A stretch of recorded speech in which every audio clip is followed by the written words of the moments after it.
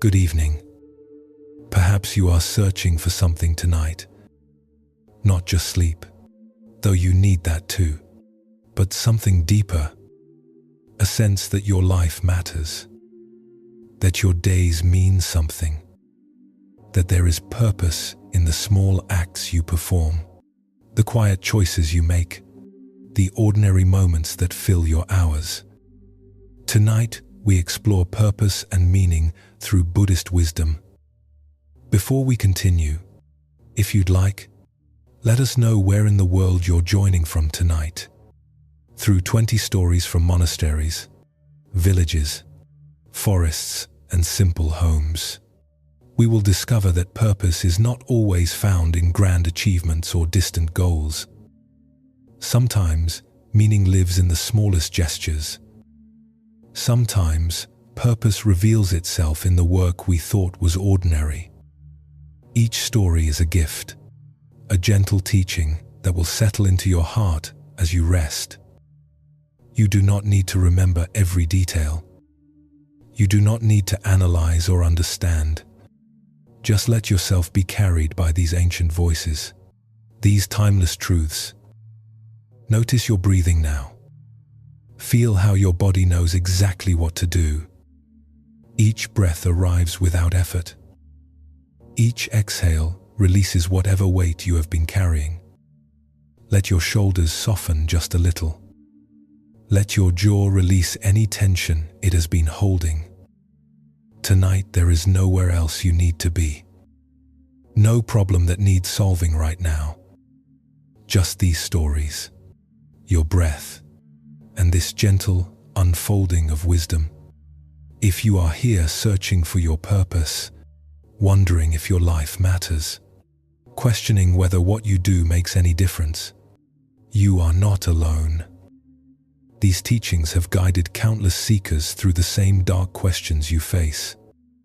For over 2 millennia, these teachings have guided seekers through darkness into light, through confusion into clarity, through the emptiness of meaninglessness into the fullness of purpose.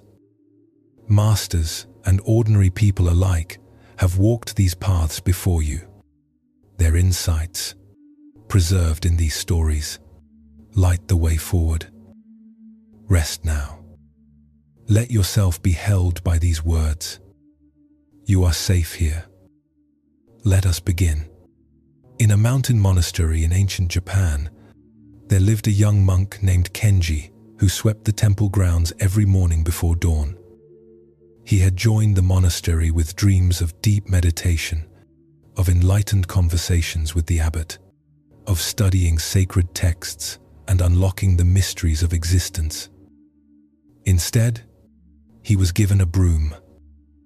Every morning, the same wooden broom, the same stone paths, the same fallen leaves collecting in the corners of the courtyard, the same dust settling on the temple steps, the same pine needles scattered across the meditation garden.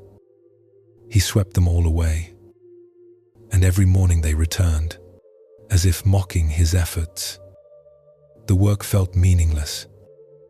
While the senior monks sat in meditation, while the abbot taught students about the nature of reality, while scholars translated ancient sutras, Kenji swept.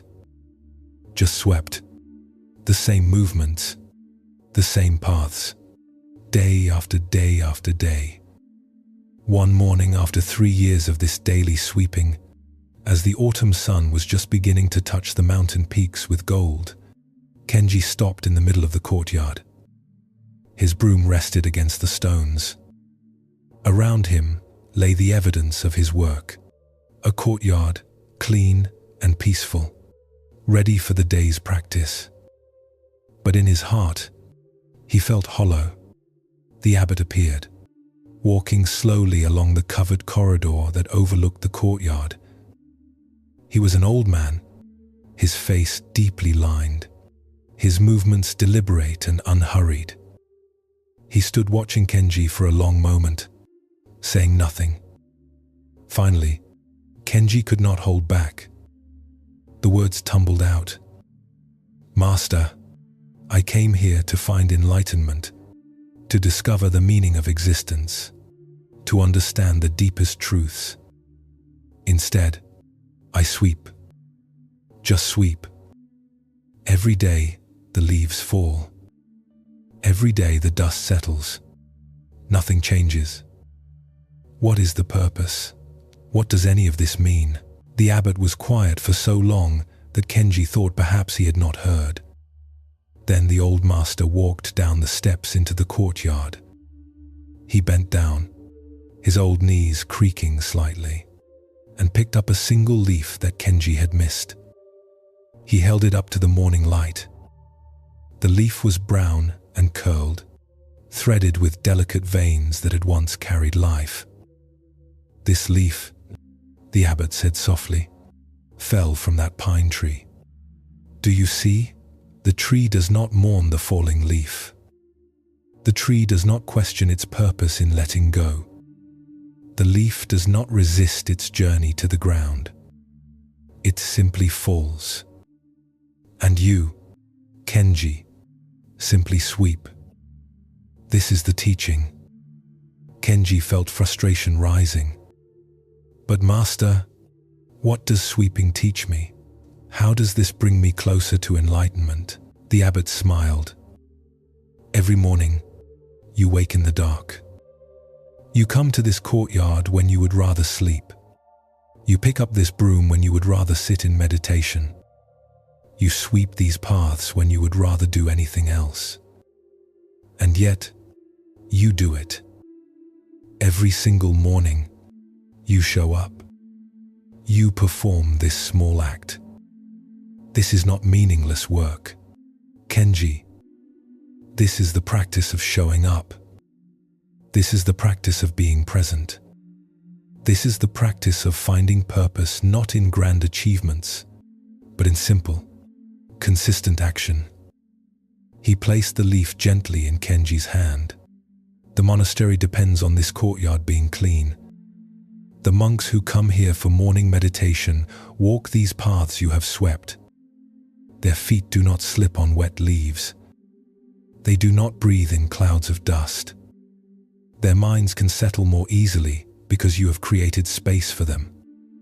You think your work is separate from their enlightenment, but everything is connected. Your broom serves the Dharma just as surely as their meditation cushions. The morning light was growing stronger now, touching everything with a gentle radiance. The abbot continued, his voice soft but clear. Purpose is not something you find in the future. Kenji, it is not waiting for you at the end of some long journey. Purpose is here, in this moment, in the work your hands do, in the care you bring to simple tasks, in your willingness to show up day after day, even when you do not understand why. Kenji looked down at the leaf in his palm. For the first time, he really saw it. Saw the intricate pattern of veins, the subtle colors, the perfect curve of its dying form. This single leaf, which he had swept aside thousands of times without seeing, without caring, held its own quiet beauty. It had lived on the tree, had danced in the wind, had drunk the rain, had turned sunlight into food. And now it had fallen, returning to the earth to nourish new growth. Its entire existence had purpose, even in its ending. And his sweeping, which he had seen as meaningless repetition, was part of this same great cycle. He cleared away what had fallen so that new life could be seen, so that the present moment could be honored, so that others could walk in beauty. His small act was woven into the fabric of everything. That morning, Kenji swept as he always had. But everything was different. The broom felt lighter in his hands. Each stroke felt like a prayer. Each cleared path felt like a gift. He was not just sweeping the courtyard. He was practicing presence. He was serving the community. He was participating in the endless dance of letting go and beginning again. He had found his purpose not by changing his work, but by changing his understanding of it. This story reminds us that purpose is not always found in extraordinary achievements. Sometimes the most meaningful work is the work that no one notices. The work that must be done again tomorrow. The work that seems small and ordinary. In our modern lives, we often feel this same restlessness that Kenji felt. We think purpose must be grand, visible, impressive. We believe our lives should be filled with important meetings, significant accomplishments, recognition from others. And when we find ourselves doing ordinary work, washing dishes, folding laundry, answering emails, sitting in traffic, we feel that quiet desperation. Is this all there is? Where is the meaning? What is the purpose of these endless, repetitive tasks? What if purpose lives not in the task itself, but in how we meet it? What if meaning is created not by what we do, but by the presence and care we bring to whatever we are doing? When we wash dishes, we can wash them as Kenji learned to sweep, as an act of service, as a meditation, as a way of saying yes to this moment exactly as it is. Notice this teaching. We do not need to change our circumstances to find purpose. We need to change how we see our circumstances. The parent changing diapers at 3 in the morning is not doing meaningless work. They are practicing unconditional love. The person answering customer service calls is not wasting their talents. They are easing someone's frustration, solving someone's problem, being a voice of help in someone's difficult day. Purpose is not something we hunt down in the future. It is something we create right now, in this moment, by how we show up, by the attention we bring, by the care we offer, by our willingness to do what needs doing, even when no one is watching, even when it seems small, even when we do not fully understand why it matters. Every act of service, no matter how small, ripples out in ways we cannot see. Kenji's clean courtyard allowed other monks to focus on their practice. Your small kindnesses, your ordinary efforts, your faithful showing up, these create the conditions for others to thrive, to feel safe, to move forward on their own journeys. Just this. Just showing up. Just doing what is here to be done. Just bringing presence and care to the ordinary moments. This is purpose enough. This is meaning enough. This is a life well lived. Breathe slowly now. Let your breath be soft and easy. Notice how your body is settling, becoming heavier, more relaxed. There is no need to hold anything.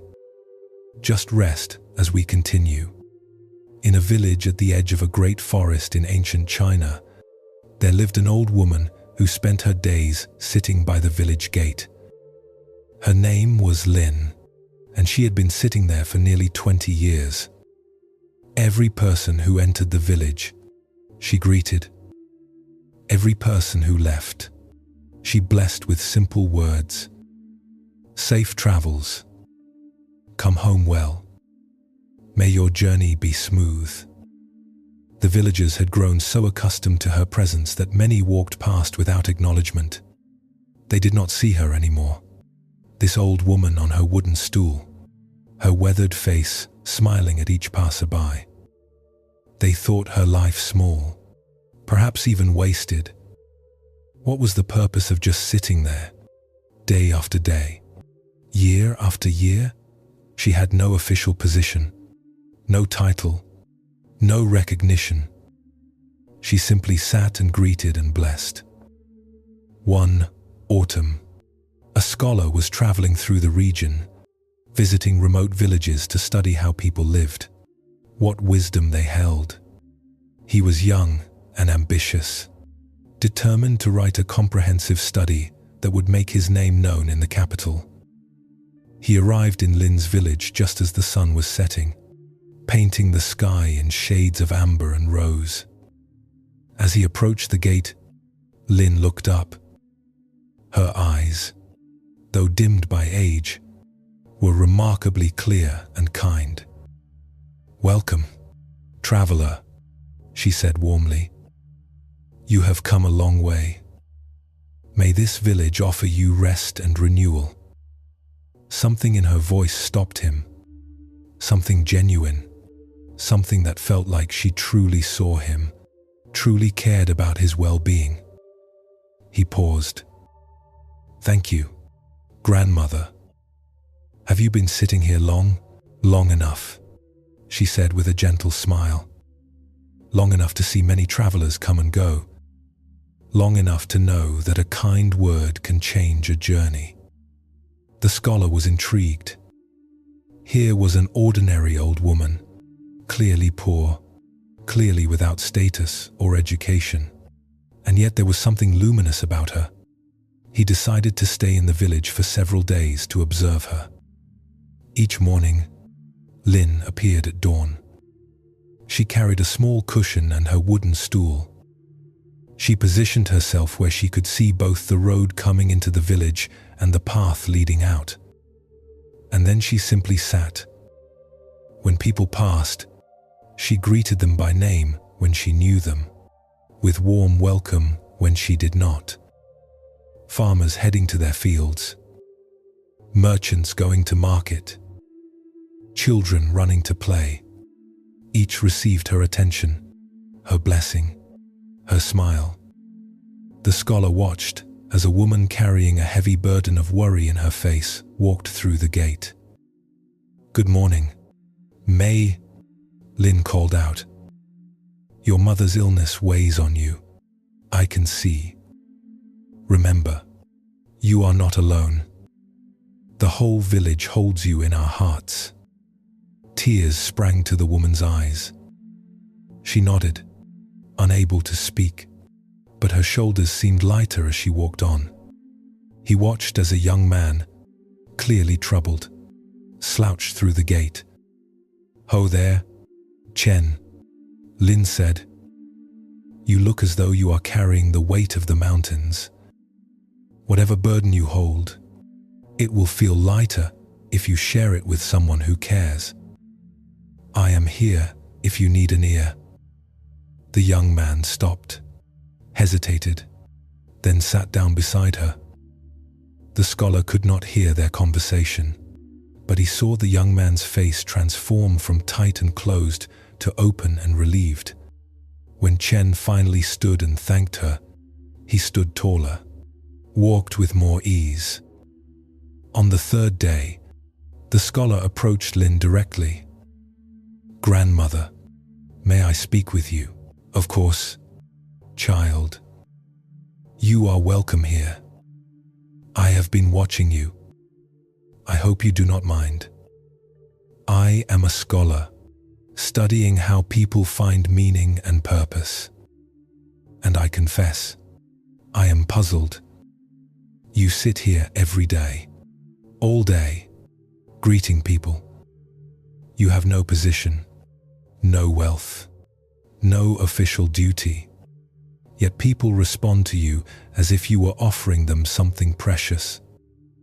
What do you understand about life that I do not?" Lin was quiet for a moment, looking out at the road stretching away into the forest. Then she spoke, her voice soft but clear. "I lost my husband and my only son in the same year. It was winter. There was sickness. I thought my life had ended with theirs. I had no purpose anymore. I was alone." She paused, her weathered hands folded in her lap. "For months, I sat in my house, frozen in my grief. Then one spring morning, I forced myself to come outside.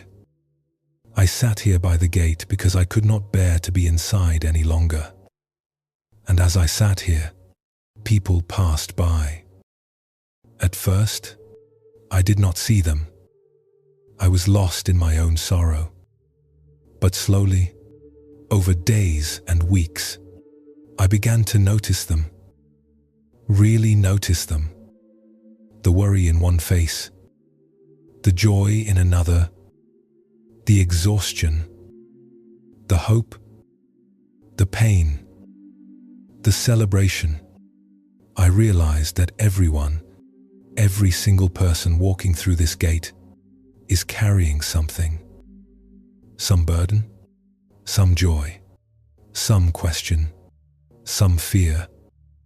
And I thought, if I greet them, if I truly see them, if I offer even the smallest blessing, maybe their burden becomes slightly lighter. Maybe their joy becomes fuller. Maybe they feel less alone for just a moment. The scholar felt something shifting in his chest. But grandmother, is this enough? Is this a purpose worthy of a whole life? Lynn turned to look at him directly. Her eyes held such kindness that he felt tears threatening. What is the purpose of life, young scholar? Is it to achieve great things that people will remember? Is it to accumulate wisdom and write important books? Perhaps for you, yes. But for me, the purpose is simpler. The purpose is to ease suffering where I can, to add a small amount of love to the world, to make this village gate a place where people feel seen and cared for, even if just for a moment. 20 years ago, I had a grand life. I was a wife, a mother. I had duties and responsibilities. And then that life ended. I could have ended with it. But instead, I found a new purpose, a simpler one. I discovered that purpose does not need to be complicated. It does not need to be recognized or celebrated. Purpose can be as simple as showing up every day and offering whatever you have to give.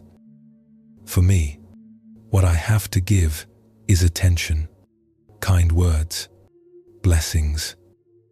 So that is what I give. She smiled then, that radiant smile that seemed to contain all the warmth of the sun. You are young. You want to do important work. And you will. Your studies, your books, they will matter.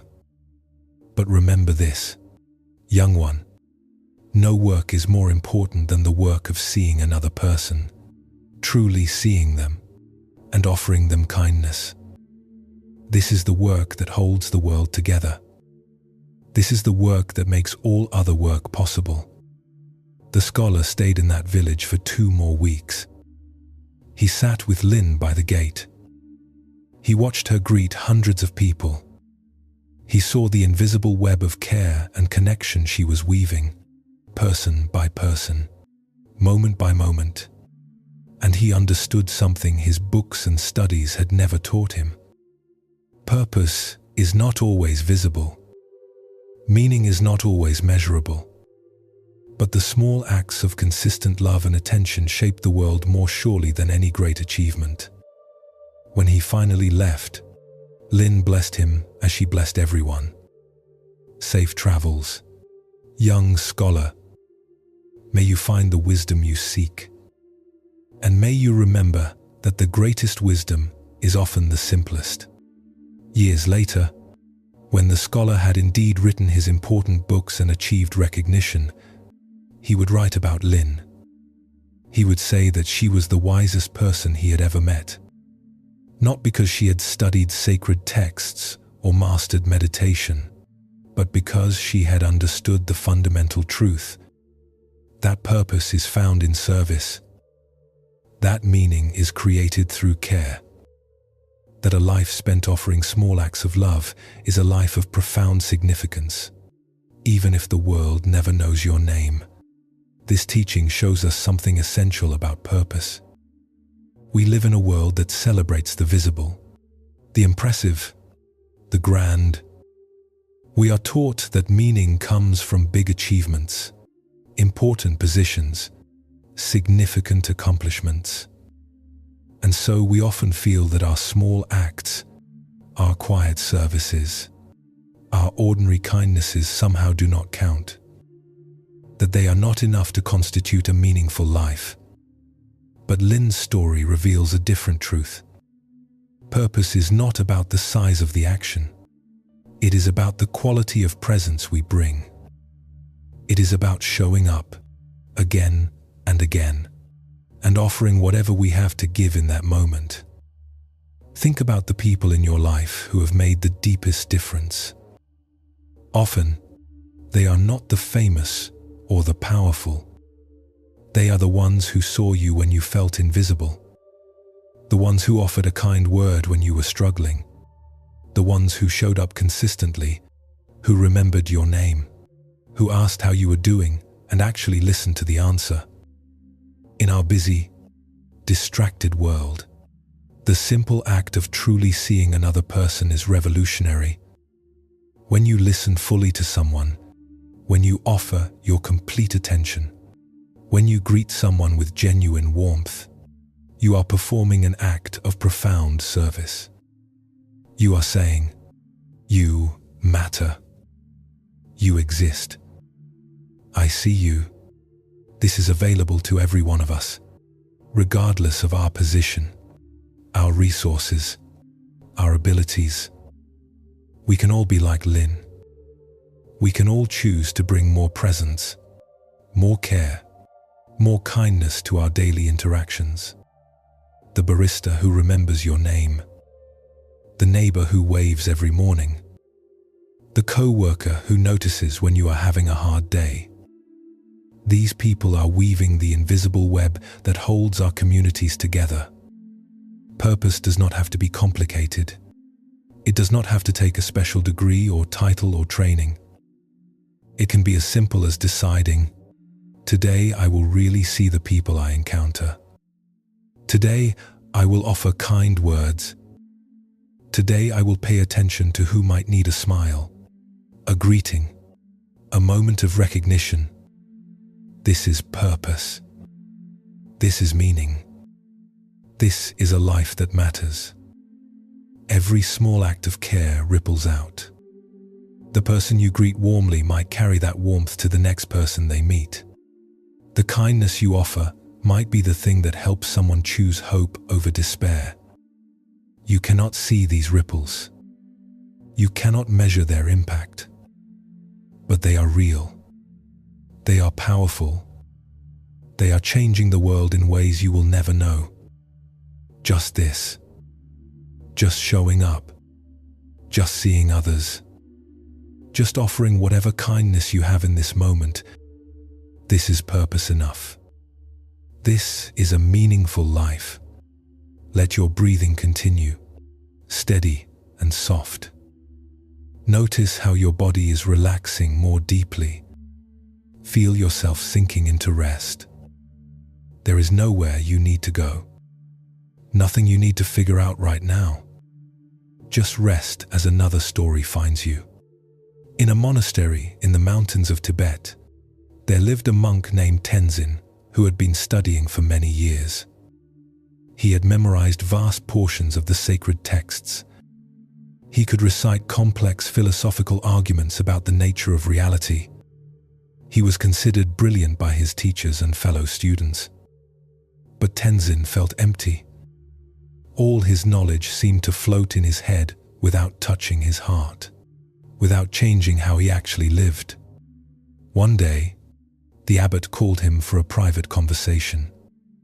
Tenzin entered the abbot's simple room with trepidation, wondering if he had done something wrong. The old abbot poured tea for both of them, a good sign. They sat in comfortable silence for a while, watching the steam rise from their cups. Finally, the abbot spoke. "Tenzin, you have studied with great dedication.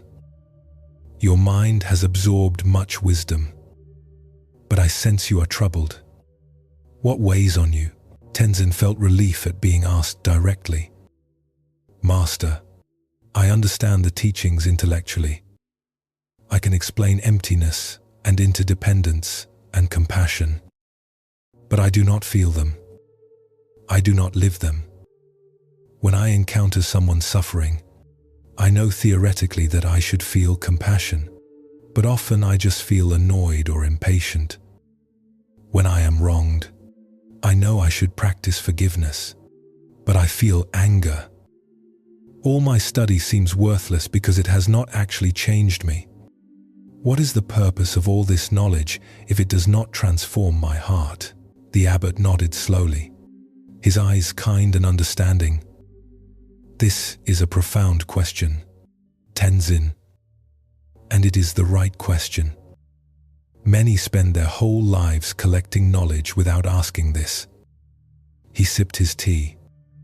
Tomorrow, you will leave the monastery. I am sending you to the village in the valley. There is a family there, very poor, who are struggling. The father is sick. The mother is trying to work their small farm and care for 3 young children and her husband. They need help. You will go and serve them. Not for a day or a week. You will stay until the father is well again, or until they no longer need you. This is your new practice. Tenzin felt confusion and, if he was honest, disappointment. But Master, what about my studies? What about my meditation practice? Won't I fall behind? The abbot smiled. Tenzin, you are not falling behind. You are moving forward in the only direction that matters. You have filled your mind with teachings. Now you must fill your life with practice. Go. Serve this family. Do not think of it as an interruption to your real work. This is your real work. The texts will be here when you return. But this opportunity to practice actual compassion, this will not wait. And so the next morning, with reluctance and confusion, Tenzin descended the mountain. He found the family living in a small wooden house at the edge of the village. The mother, Dolma, greeted him with exhausted eyes and a hesitant welcome. The children, shy and thin, peered at him from behind her skirts. The father lay on a pallet in the corner, his face grey with illness, his breathing laboured. Tenzin had never done farm work. He had never cared for young children. He had never nursed the sick. His whole life had been spent in study and meditation. But he set his pride aside and asked Dolma to teach him. She showed him how to hoe the garden, though his soft hands blistered within the first hour. She taught him to haul water from the well, though the heavy buckets made his shoulders scream. She demonstrated how to grind flour and cook simple meals, how to wash clothes in the cold stream, how to patch holes in worn garments. The children needed constant attention. They were hungry, not just for food, but for play, for stories, for the presence of someone who was not exhausted and worried. Tenzin found himself telling them stories from the sacred texts, but simplified, turned into adventures that made their eyes wide with wonder. The father needed gentle care. Tenzin learned to help him sit up, to spoon broth into his mouth when he was too weak to feed himself, to change his sweat-soaked clothing, to speak softly to him when pain made him moan in the night. There was nothing philosophical about this work. It was messy, tiring, often disgusting, always humbling. Days turned into weeks. Tenzin stopped thinking about the monastery. There was no time for philosophical contemplation when a field needed ploughing, when children needed feeding, when a sick man needed comfort. His hands became calloused. His back grew stronger. His mind, always so busy with concepts and arguments, grew quieter, more focused on the immediate task. One evening, After putting the children to bed and helping Dolma clean up from dinner, Tenzin sat outside the house, watching the sun set behind the mountains. His whole body ached. He was exhausted in a way he had never been from study or meditation. And yet, he felt something new. A deep, simple satisfaction. A sense of rightness that had nothing to do with understanding and everything to do with being useful. With meeting real needs, with real action. Dolma came and sat beside him. They did not speak for a while. Then she said softly, "Thank you. I do not know what we would have done without you. You have saved us." Tenzin felt tears rising unexpectedly. "I should thank you," he said. "You have given me something I could not find in all my years of study. You have shown me what the teachings actually mean." Dolma looked puzzled. "I have shown you nothing. You are the educated one. I know nothing of philosophy or sacred texts." "That is exactly it," Tenzin said. "You live what I only studied. You serve without thinking about whether it is meaningful or whether anyone notices. You love your family completely, day after day, through all the hardship. You show me what compassion actually looks like. Not a beautiful concept, just the work of caring for those in front of you." He looked down at his calloused hands. "For years, I was asking, what is the purpose of my life? What great thing should I do? How can I achieve enlightenment? But these are proud questions. They put me at the center. Your life has taught me different questions. Who needs me right now? What can I do to ease their burden? How can I serve?" The father recovered slowly. 2 months after Tenzin arrived, the man was strong enough to return to light work. The family no longer needed Tenzin's daily help. It was time for him to return to the monastery. On his last morning, the children clung to him, begging him to stay. Dolma pressed a small cloth bag into his hands. Inside were a few grains of precious rice they could barely spare. "For the altar," she said, "to thank the Buddha for sending you." Tenzin wept openly. Not from sadness at leaving, though he would miss them. He wept because he finally understood. Purpose is not found in grand achievements or deep understanding. Purpose is found in response to need. Meaning is created when we offer what we have to meet what is required. The cultivation of wisdom is not separate from the practice of service. They are the same thing, looked at from different angles.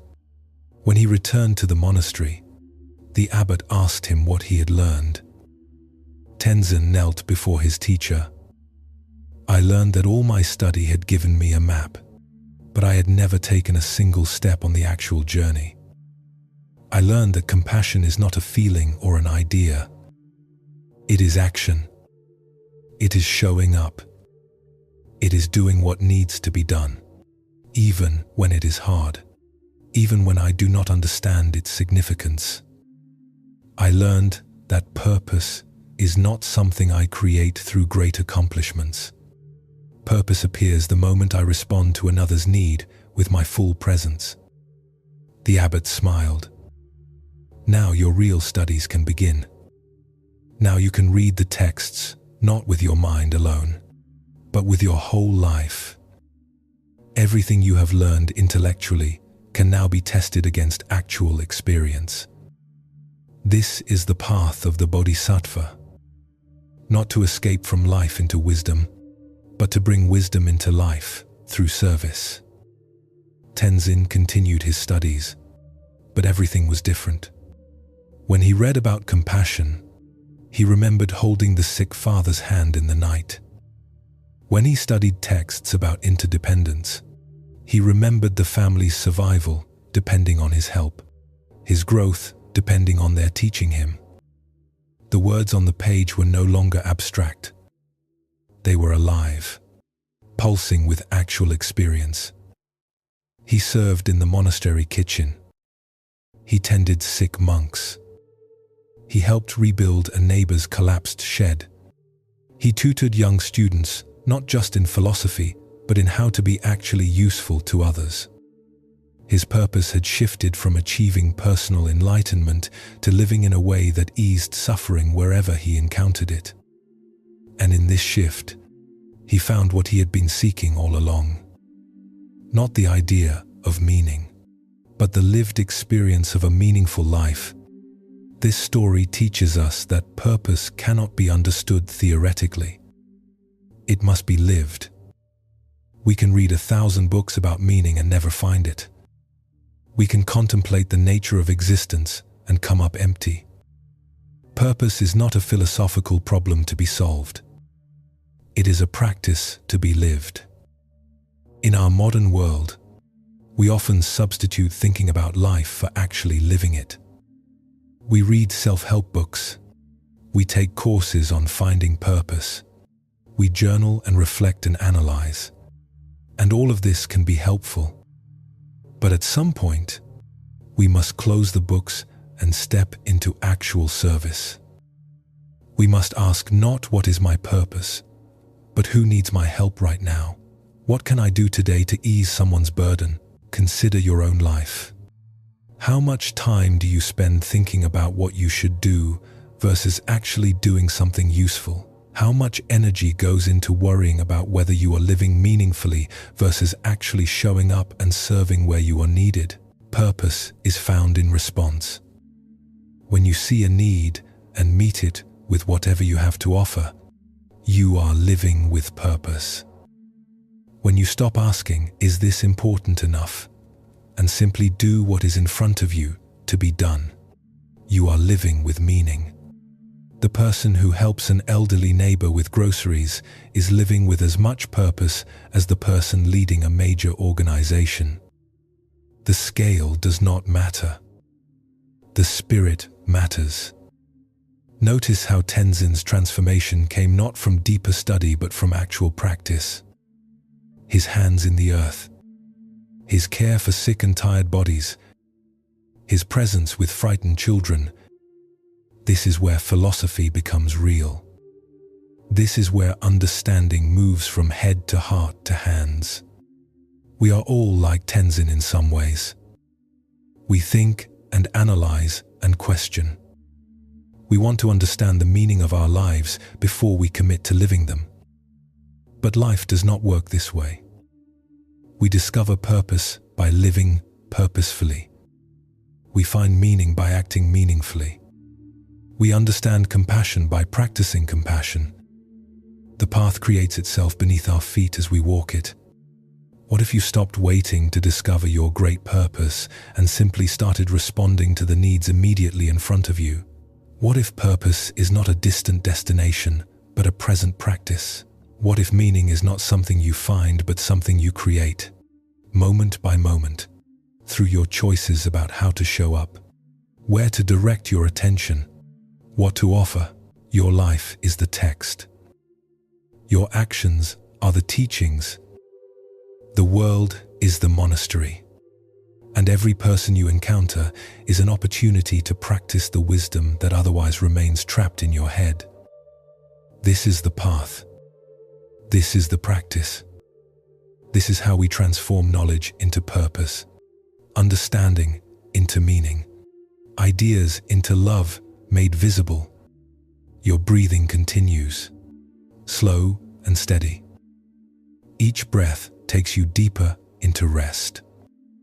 Let your body be heavy. Let your mind be quiet. Just rest now as we move to the next story. In a village in ancient Vietnam, there lived a potter named Bin, who made simple bowls and cups for the local market.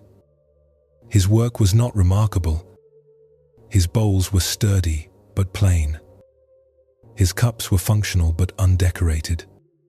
While other potters in the region became famous for their artistry, Bin remained unknown. His hands shaped clay day after day, year after year. making the same simple forms. He lived alone in a small workshop at the edge of the village. He had no family, no students, no legacy that would carry his name forward. In his youth, this had troubled him deeply. He had dreamed of being a master potter, of creating pieces so beautiful they would be treasured for generations. But his talent, he realized over time, was modest. He could make good bowls, just good bowls, nothing more. As the years passed and Bin's hair turned grey, a deep sadness settled over him. What was the purpose of his life? What meaning could be found in making thousands of ordinary bowls that would be used briefly and discarded? He saw other potters whose work was sought after, whose pieces graced the homes of wealthy families, whose names were known throughout the region. His own work, he felt certain, would be forgotten the moment his hands could no longer shape clay. One evening, a traveling monk stopped at Bin's workshop, seeking a simple bowl for his begging rounds. Bin showed him several bowls. The monk tested their weight, their balance, ran his fingers along their rims. Finally, he selected one, plain and brown, with a slightly rough texture from the clay. "How much?" the monk asked. Bin named a small price. As the monk paid, he noticed the potter's sad face. "You seem burdened, friend. What weighs on you?" Perhaps because the monk was a stranger, perhaps because loneliness had grown too heavy, Bin found himself speaking honestly. "My life feels empty of purpose. I have spent 40 years making bowls. Just bowls. Nothing special, nothing beautiful, nothing that anyone will remember. What is the meaning of such a life? What mark will I leave on the world?"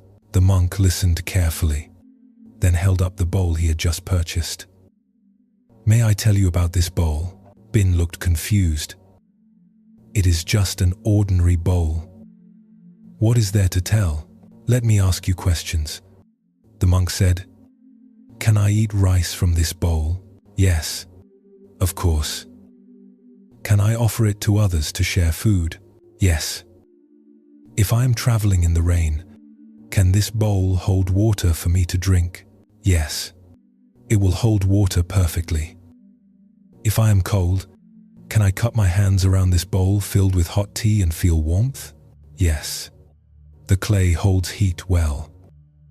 "If I sit in meditation and place this bowl before me as an offering, will it serve this purpose?" "Yes, certainly." The monk smiled. "Then this bowl is perfect. It does exactly what a bowl should do. What more could I ask of it?" Bin felt something shifting in his chest, but he still resisted. "But it is not beautiful. It has no artistry. 1,000 other potters could make the same bowl."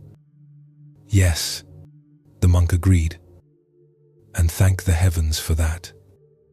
Because it means that ordinary people like me who have no money for fine pottery, can afford a good bowl. It means that every family in this village can eat their rice from sturdy, reliable bowls that you have made. It means that when a poor farmer's child drops a bowl, the family can easily replace it. Your humility serves the people. Your lack of artistry is actually a gift to those who need simple, affordable things." He traced the rim of the bowl with his finger. "You think meaning is found in creating something that lasts forever, something people will remember. But I ask you, what if meaning is found in serving the immediate needs of ordinary people? This bowl will not last forever. Perhaps it will break in a year, perhaps in 5. But during that time, it will be used daily. It will nourish someone. It will be held in someone's hands, bringing comfort and sustenance. The monk looked directly at Bin. "I have traveled to many villages and seen many kinds of potters. I have seen those who make elaborate pieces that sit on shelves, admired but unused, owned by wealthy families who have many bowls they never touch. And I have seen potters like you, who make simple, useful things that actually serve people's daily needs. Which do you think the Buddha would value more? The beautiful bowl that sits empty on a shelf, or the plain bowl that feeds a hungry child every day?" Bin was silent for a long moment. When he finally spoke, his voice was quiet. "I never thought of it that way. I always believed that purpose required leaving a mark, being remembered, creating something extraordinary. Purpose," the monk said gently, "is found in usefulness. Meaning is created when you offer what you can to meet what is needed. You have spent 40 years serving your community. Every family in this village owns something you made. Your bowls have held countless meals. They have been the vessels through which mothers have fed children, through which families have shared food and community. This is not small. This is profound." He placed the bowl carefully in his bag. "This bowl will travel with me. I will use it to beg for food. The food that people place in this bowl will sustain me. The sustenance I receive will enable me to continue teaching the Dharma. And so, your humble bowl will be part of spreading wisdom. It will play its role in reducing suffering, not because it is beautiful, but because it is useful. Not because it is remembered, but because it serves." After the monk left, Bin sat alone in his workshop as darkness fell. He looked at the rows of simple bowls waiting to be fired. For 40 years, he had seen them as evidence of his failure. Plain bowls, ordinary work, a forgettable life. But now, in the quiet of evening, he saw them differently. Each bowl would go to a home, would hold food, would pass from hand to hand, would be part of daily life, morning meals and evening gatherings. His hands, these worn and calloused hands, had shaped clay into vessels of nourishment. His work, this simple, repetitive work, was woven into the fabric of his community's daily life. Children had grown up eating from his bowls. Families had shared meals using what he had made. Travelers had drunk water from his cups. He thought of all the potters he had envied over the years, their beautiful work sitting in wealthy homes, admired occasionally, mostly unused.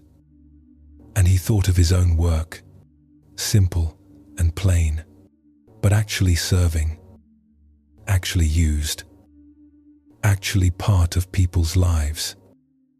Not remembered, perhaps, but present, useful, meeting real needs with simple functionality. That night, Bin slept more peacefully than he had in years. And the next morning, when he sat at his wheel and centered a new lump of clay, his hands moved with a different feeling. Not pride, not ambition, not any desire for recognition, just a quiet sense of rightness. He was making bowls, just bowls, and that was enough, more than enough. It was exactly what was needed. He continued making simple bowls for the rest of his life. His name was never known beyond his village. No pieces of his work survive in museums. But for 40 more years, every family in that village ate from vessels he had made. And when Bin died, people remembered him not because his work was extraordinary, but because his work had been part of their ordinary lives. Their hands had touched what his hands had made. His service had been invisible, constant, and essential. His life had been filled with purpose, not in spite of its simplicity, but because of it. This teaching offers us a radical reframing of how we think about meaningful work. We are taught to believe that purpose requires visibility, recognition, importance in the eyes of the world. We think our work must be special, must stand out, must be remembered. And when our work feels ordinary, we feel that our lives lack meaning. But what if the most meaningful work is precisely the work that serves ordinary needs? What if purpose is found not in being exceptional, but in being useful? What if the person making simple, reliable things that people actually use every day is living with more purpose than the person creating extraordinary things that no one needs? Consider the work you do. Perhaps it feels ordinary to you. Perhaps you think it is not important enough, not special enough, not worthy of being called a purpose. But ask yourself, does someone benefit from what you do? Does your work, your presence, your effort make someone's day a little easier? Then it is meaningful. Then it is purposeful. Then it matters. The accountant processing tax forms may not feel they are doing extraordinary work, but their accuracy helps families keep more of their money, helps people meet their legal obligations without stress. The grocery store clerk may feel their job is meaningless, but their friendliness might be the only kind interaction someone has all day. Their careful bagging ensures food reaches homes safely. The teacher showing up day after day to teach basic skills may wonder if they are making any real difference. But they are shaping young minds, building foundational knowledge that students will use forever. Purpose does not require that your work be unique or remembered. Purpose requires only that your work serve, that it meet real needs, that it contribute, however humbly, to the functioning of the whole. The bowl that feeds a child has more purpose than the trophy that sits on a shelf. The kind word that eases someone's day has more meaning than the impressive speech that wins applause. Notice how Bin's suffering came from comparison. He compared his work to others and found it lacking. He compared his life to an imagined ideal and felt it fell short. But when he stopped comparing and started seeing the actual usefulness of what he did, everything changed. His work did not change. His life did not change. Only his understanding changed. And in that change, he found the peace and purpose he had been seeking. What if you stopped comparing your life, your work, your contribution to some imagined standard of significance? What if you simply looked at what you actually do and asked, does this serve? Does this help? Does this meet a need? If the answer is yes, then you are living with purpose. You are creating meaning. Your life matters. The world does not need more people trying to be extraordinary. The world needs more people willing to do ordinary work extraordinarily well, with presence and care and commitment. The world needs people who show up faithfully, who do what needs doing without requiring recognition, who find satisfaction in simple usefulness. This is purpose. This is meaning. This is a life well lived. Let your breath carry you deeper into rest. Your body knows how to settle. Your mind knows how to quiet. Just allow it. Just rest. Another story waits to meet you in your restful state. In a monastery deep in the forests of Japan, there lived a young nun named Akiko who struggled with doubt. She had taken her vows with sincere intention, believing that monastic life would give her existence, meaning, and direction. But 3 years into her practice, she found herself tormented by questions. What was she accomplishing here? What difference was she making in the world? While her family worked in the village, contributing to society in visible ways. She sat in meditation, studied texts, performed rituals. It all felt abstract, disconnected from real life. The monastery followed a strict schedule. Rising before dawn, the nuns gathered for morning chants. Then came hours of seated meditation, followed by work practice, study, more meditation, evening chants, and finally sleep. Day after day, the same rhythm. Akiko found herself wondering if this repetitive cycle held any real purpose. One morning, during work practice, Akiko was assigned to tend the monastery garden alongside the oldest nun in the community, a woman named Haru, who was nearly 80 years old.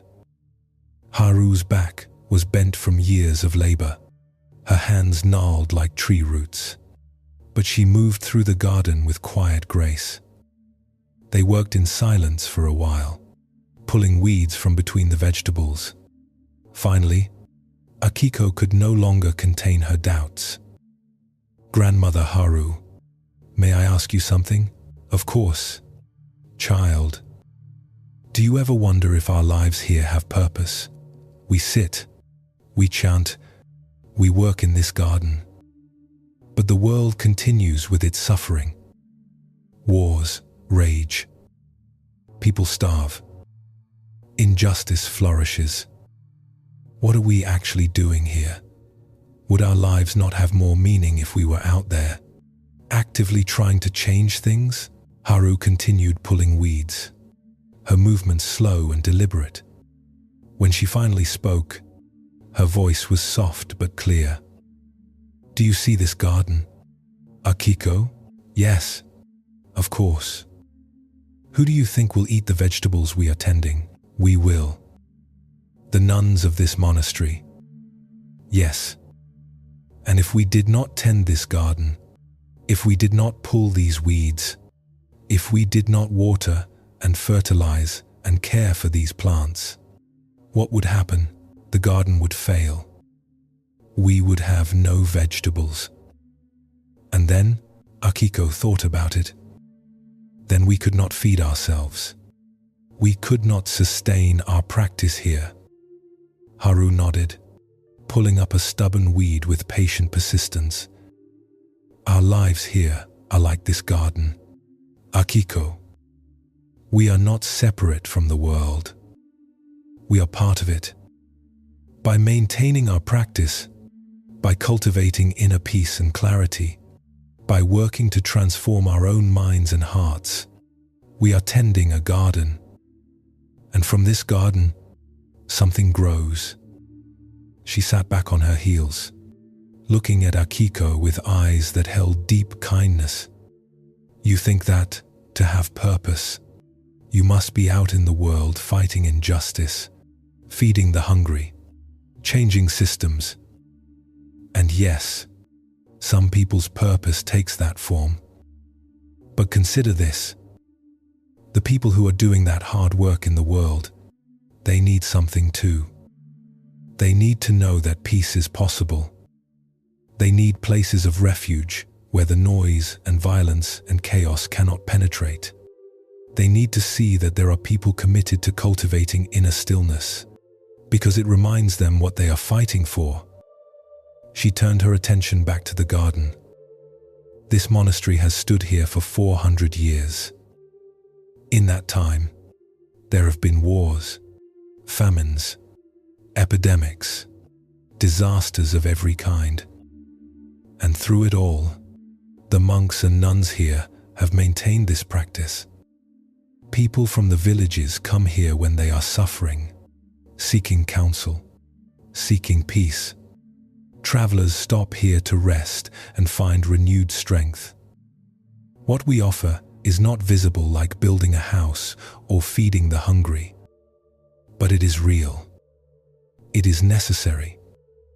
Akiko felt something shifting, but she still held questions. "But grandmother, even if the monastery serves a purpose for others, what about my personal purpose? I feel like I am just going through motions, sitting, chanting, working. I do not feel transformed. I do not feel enlightened. What is the meaning of my individual life here? Haru smiled, a smile that seemed to contain both sadness and joy. Ah, child, you think purpose must be about you, about your personal transformation, your individual enlightenment. But this is exactly the misunderstanding that causes suffering. Purpose is not personal. It is participatory.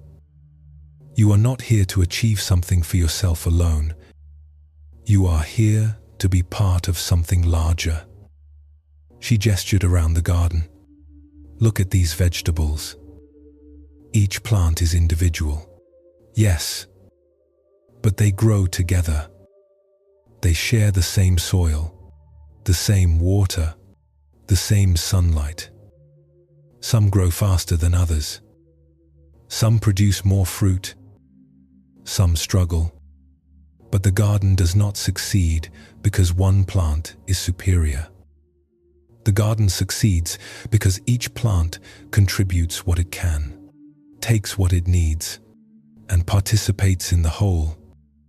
You are like a plant in this garden, Akiko. Some days you will grow abundantly. Some days you will barely survive. Some days you will feel purposeful and clear. Some days you will feel lost and doubtful. This is normal. This is being alive.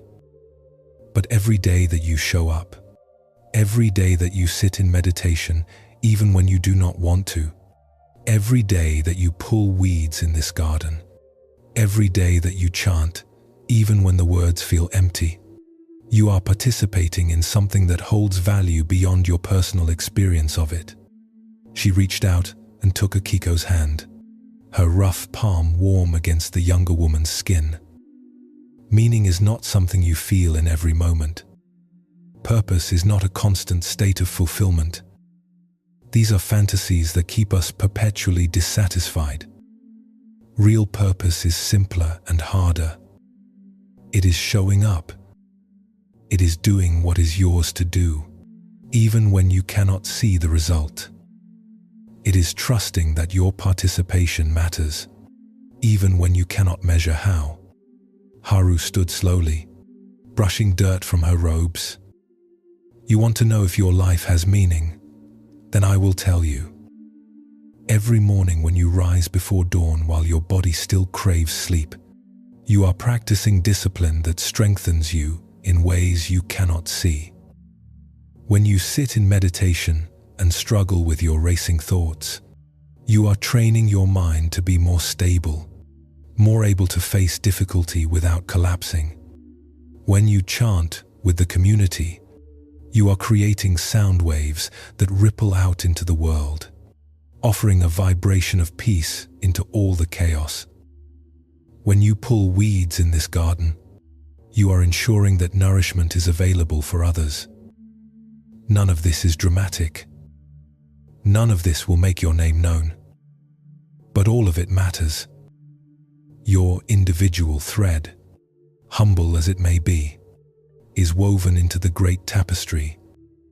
Without your thread, the tapestry would have a hole. Do you understand? You do not need to be a golden thread. You just need to be present. You just need to show up and participate with whatever you have. Tears were streaming down Akiko's face now. She had been holding so much tension, so much pressure to be something more, to achieve some kind of significance. And Haru was offering her permission to simply be, to participate, to contribute what she could without needing it to be extraordinary. But what if I am still filled with doubt? She asked. What if I still question whether this is my true path? Then you bring your doubt with you, Haru said simply. Doubt is also part of practice. Certainty is overrated, child. Some of the most devoted practitioners I have known were filled with doubt. But they kept showing up anyway. They practiced anyway. They participated anyway. That is the purpose. Not to be free of doubt, but to live meaningfully despite it. They returned to pulling weeds together. But everything felt different to Akiko. The simple task of removing weeds from around tender vegetable plants suddenly felt like the most important work in the world. Not because it was dramatic or impressive, but because it was hers to do, because it contributed to the functioning of this community, which in turn contributed to the peace and refuge available in a troubled world. She thought about the long line of nuns who had tended this garden before her. They had all faced doubt. They had all wondered if their lives mattered. And yet they had shown up, day after day, century after century, maintaining this small plot of ground, this daily practice, this commitment to inner cultivation. And because of them, the monastery still stood. The garden still grew. The peace was still available. Years later, when Akiko herself was an old woman teaching younger nuns, she would often tell them about that morning in the garden with Haru. She would say that it was the moment she stopped seeking purpose and started living purposefully. The moment she understood that meaning is not found in grand gestures or personal enlightenment. Meaning is found in faithful participation, in showing up for what is yours to do, in being one thread in the vast tapestry, humble and present and woven in. This story teaches us about the trap of individualism when it comes to purpose. We have been conditioned to think of meaning in personal terms.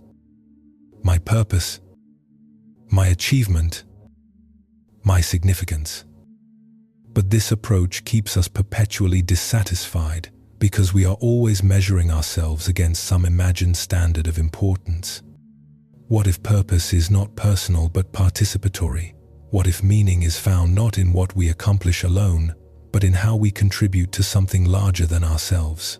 When we shift from asking "what is my purpose" to asking "how can I participate meaningfully?" everything changes. Think about your own life. Perhaps you feel, like Akiko, that your daily activities lack significance. You go to work, you come home, you take care of responsibilities, you try to be a good person. It all feels ordinary, repetitive, not particularly meaningful. But what if you are like a thread in a tapestry? Individually, your thread may not seem important, but the tapestry cannot exist without it. Your participation, however humble, is essential to the whole. When you go to work, you are not just performing tasks. You are participating in systems that provide for your family, that serve your community, that keep the infrastructure of society functioning. When you care for your children, you are not just feeding and clothing them. You are participating in the raising of the next generation, shaping the future in ways you cannot measure. When you vote, you are participating in governance. When you recycle, you are participating in environmental care. When you smile at a stranger, you are participating in the creation of a kinder world. None of these individual acts feels momentous, but together, woven with millions of other small acts by millions of other people, they create the fabric of civilization. They maintain what is good. They resist what is harmful.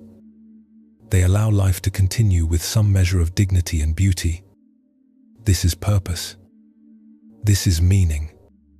Not personal achievement, but faithful participation. Notice also what Haru teaches about doubt. We often think we need certainty before we can act, clarity before we can commit, understanding before we can participate. But this is backwards. Purpose is not something we figure out and then live into. Purpose emerges from living, from showing up despite doubt, from participating even when we are not sure, from contributing what we can with whatever understanding we currently have. Your doubts do not disqualify you from living meaningfully. Your questions do not make your life less purposeful. You can be uncertain and still show up. You can be confused and still contribute. You can be imperfect and still participate. In fact, showing up with doubt and uncertainty and imperfection is often more courageous than showing up with confidence. It is more honest. It is more human. What if you stopped waiting for complete clarity and simply asked, what is mine to do today? What am I positioned to contribute?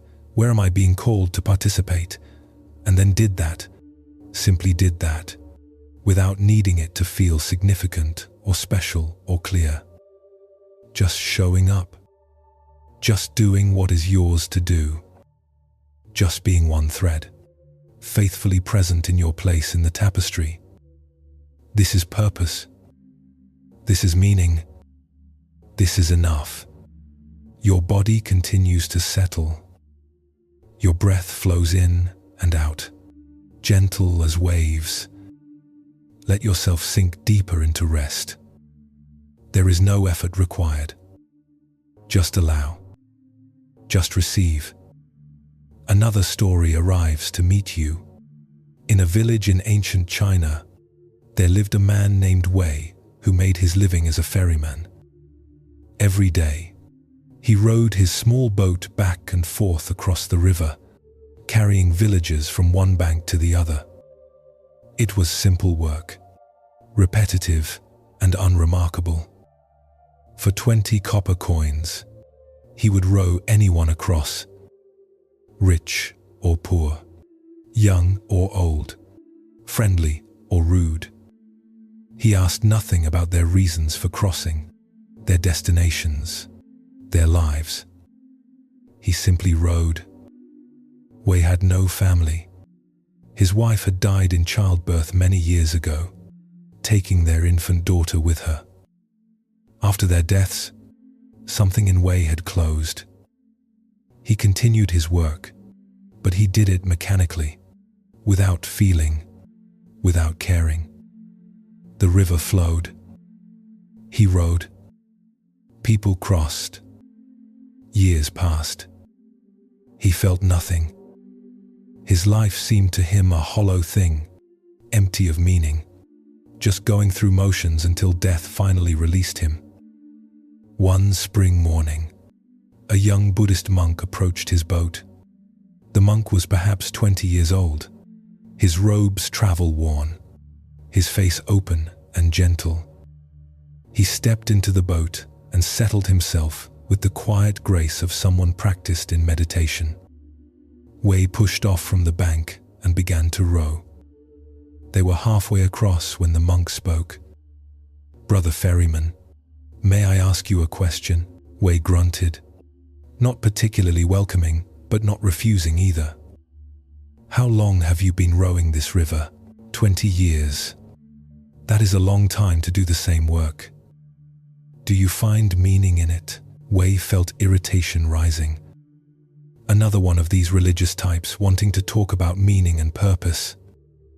"I find coins in it," he said roughly. "That is meaning enough." The monk was quiet for a moment. Then he said, "Forgive me. I did not mean to pry. It is just that I have been thinking about purpose myself. I am traveling to a monastery to begin my training. I want to dedicate my life to enlightenment, but I worry that my time would be better spent helping people directly. Feeding the hungry, healing the sick. What is the purpose of meditation and study when so many suffer?"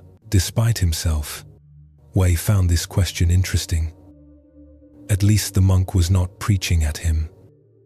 "Why do you think I would know anything about purpose?" he asked, less harshly. "Because you have been here, on this river, for 20 years. You must have seen many people, You must have carried thousands across. Perhaps you understand something about service that I do not." Wei laughed, a bitter sound.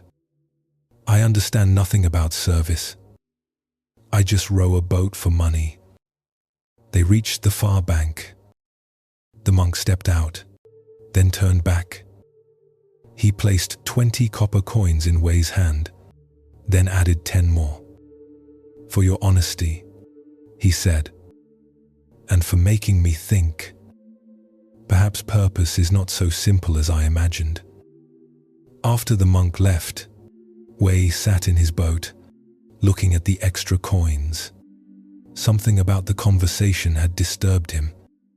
He thought about the monk's words. Thousands of people. 20 years. Had his work meant anything at all? Or had he just been passing time, waiting to die? That evening, unable to sleep, Wei walked along the riverbank. The moon was full, turning the water to silver. He thought about all the people he had ferried. The farmer going to market. The woman visiting her sick mother. The children traveling to school in the next village. The merchant carrying goods. The bride going to meet her husband's family. The old man making a pilgrimage to a temple. He had seen them all as mere customers. Coins that walked and talked. But suddenly he saw them differently. Each one had been going somewhere important to them. Each crossing had been necessary to them, and he had made it possible. His simple rowing had allowed them to reach what they needed to reach. He sat down on the riverbank, his mind turning over memories. He remembered a young mother with a sick baby, desperate to reach the doctor in the next village. He had rowed faster than usual that day, his arms burning with effort. The woman had wept with gratitude. He remembered a boy running to the bank, late for his examination at the school. Wei had waited for him, delaying other passengers, because he remembered being young and frightened of failure. He remembered an old woman who crossed every week to visit her husband's grave. She always sat quietly, tears running down her weathered face. Wei had learned to cross more slowly on those days, giving her time to compose herself before reaching the other side. He had not done these things consciously. He had not thought of them as kindness or as service. He had just done what seemed right in each moment. But as he sat by the moonlit river, he realized that for 20 years, he had been helping people reach what they needed to reach. His work had not been meaningless. His life had not been empty. He had been participating in the movement of lives, in the completion of necessary journeys. His rowing had been the bridge between need and fulfillment for thousands of people. Tears came then, the first tears since his wife and daughter died. But these were not tears of grief. These were tears of recognition. His life had mattered. Even in his numbness, even in his sorrow, even in his feeling of emptiness, he had been serving. His work had had purpose, even when he could not feel it. The next morning, when the young monk returned to cross back, Wei greeted him differently. "Young brother," he said, "I have thought about your question, about purpose and service." The monk looked surprised but pleased. "Yes, you asked about meditation versus helping people. But I think you are seeing a false choice. When you sit in meditation, you are learning to be present, to be clear, to be stable. These qualities will make you better able to help when help is needed. And when you help directly, you are practicing the compassion you cultivate in meditation. They are not separate. They are two sides of the same coin." The monk bowed his head. "You are wise, brother ferryman." Wei laughed. but this time the sound held warmth. I am not wise, but I have learned something. Purpose is not always what we think it is. I spent 20 years believing my work was meaningless. But I was wrong. Every time I row this boat, I am helping someone complete a journey they need to make. That is purpose. It does not need to be more complicated than that. As he rowed, Wei continued, "You will go to your monastery and study and meditate. And it will feel, sometimes, like you are not doing enough. Like you should be out in the world, actively helping. But remember that by cultivating inner peace, by developing wisdom, by maintaining a place of refuge and teaching, you are helping, just differently. And when someone needs to cross a river, literally or metaphorically, and you are there to row the boat, that is also helping. Both matter. Both are necessary." They reached the far bank. The monk placed his payment in Wei's hand, then bowed deeply. "Thank you, teacher." "I am no teacher," Wei said. "Just a ferryman." "Sometimes," the monk said with a smile, "the best teachers are those who do not claim to be teachers." After that day, Wei continued his work as before, but everything felt different. He still rowed the same river. He still charged the same fee. But now he saw his work for what it truly was. He was not just moving a boat from one side to another. He was participating in the unfolding of lives. He was the bridge between here and there, between stuck and moving forward, between separated and reunited. He began to notice the people he carried in new ways. He learned their names when they offered them. He asked gentle questions about where they were going. He adjusted his rowing to their needs, faster for those in a hurry, slower for those who needed time to prepare for what waited on the other side. And as he learned to see the meaning in his work, something opened in his heart that had been closed since his wife and daughter died. He began to feel again. Not joy, exactly. Not happiness, but a quiet sense of rightness. A feeling of being in his proper place, doing his proper work, participating in the flow of life. When Wei died, many years later, an old man finally at peace, dozens of villagers came to honor him. They remembered the ferryman who had carried them across when they needed to cross, who had been steady and reliable through all seasons, all weather, all years, who had been there, simply there, doing his small but necessary work. They placed his ashes in the river he had served so faithfully, and the river carried him onward, as he had carried so many others, completing one more crossing, one final journey. This story reveals something essential about how we discover purpose. Wei spent 20 years doing meaningful work without recognizing its meaning. His life had purpose even when he felt it had none.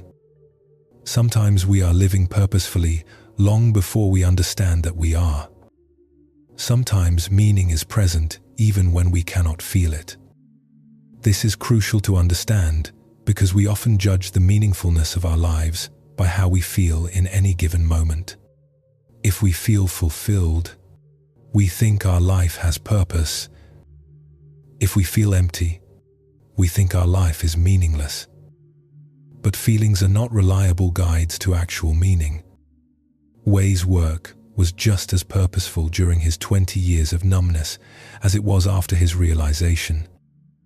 The only thing that changed was his awareness. Consider your own life. Perhaps you have been doing meaningful work for years without recognizing it.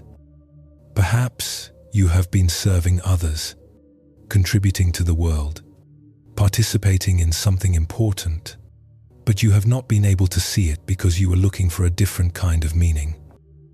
You were expecting purpose to feel profound or significant or special. And so you missed the actual meaning that was right there in your ordinary work, your daily presence, your simple acts of reliability and service. What if you looked at your life the way Wei finally looked at his ferry work? What if you asked not, is this important enough to be meaningful, but rather, who does this serve? What needs does this meet? What would be missing if I were not here doing this? When you shift the question, you might discover that your life already has purpose. You just had not been seeing it.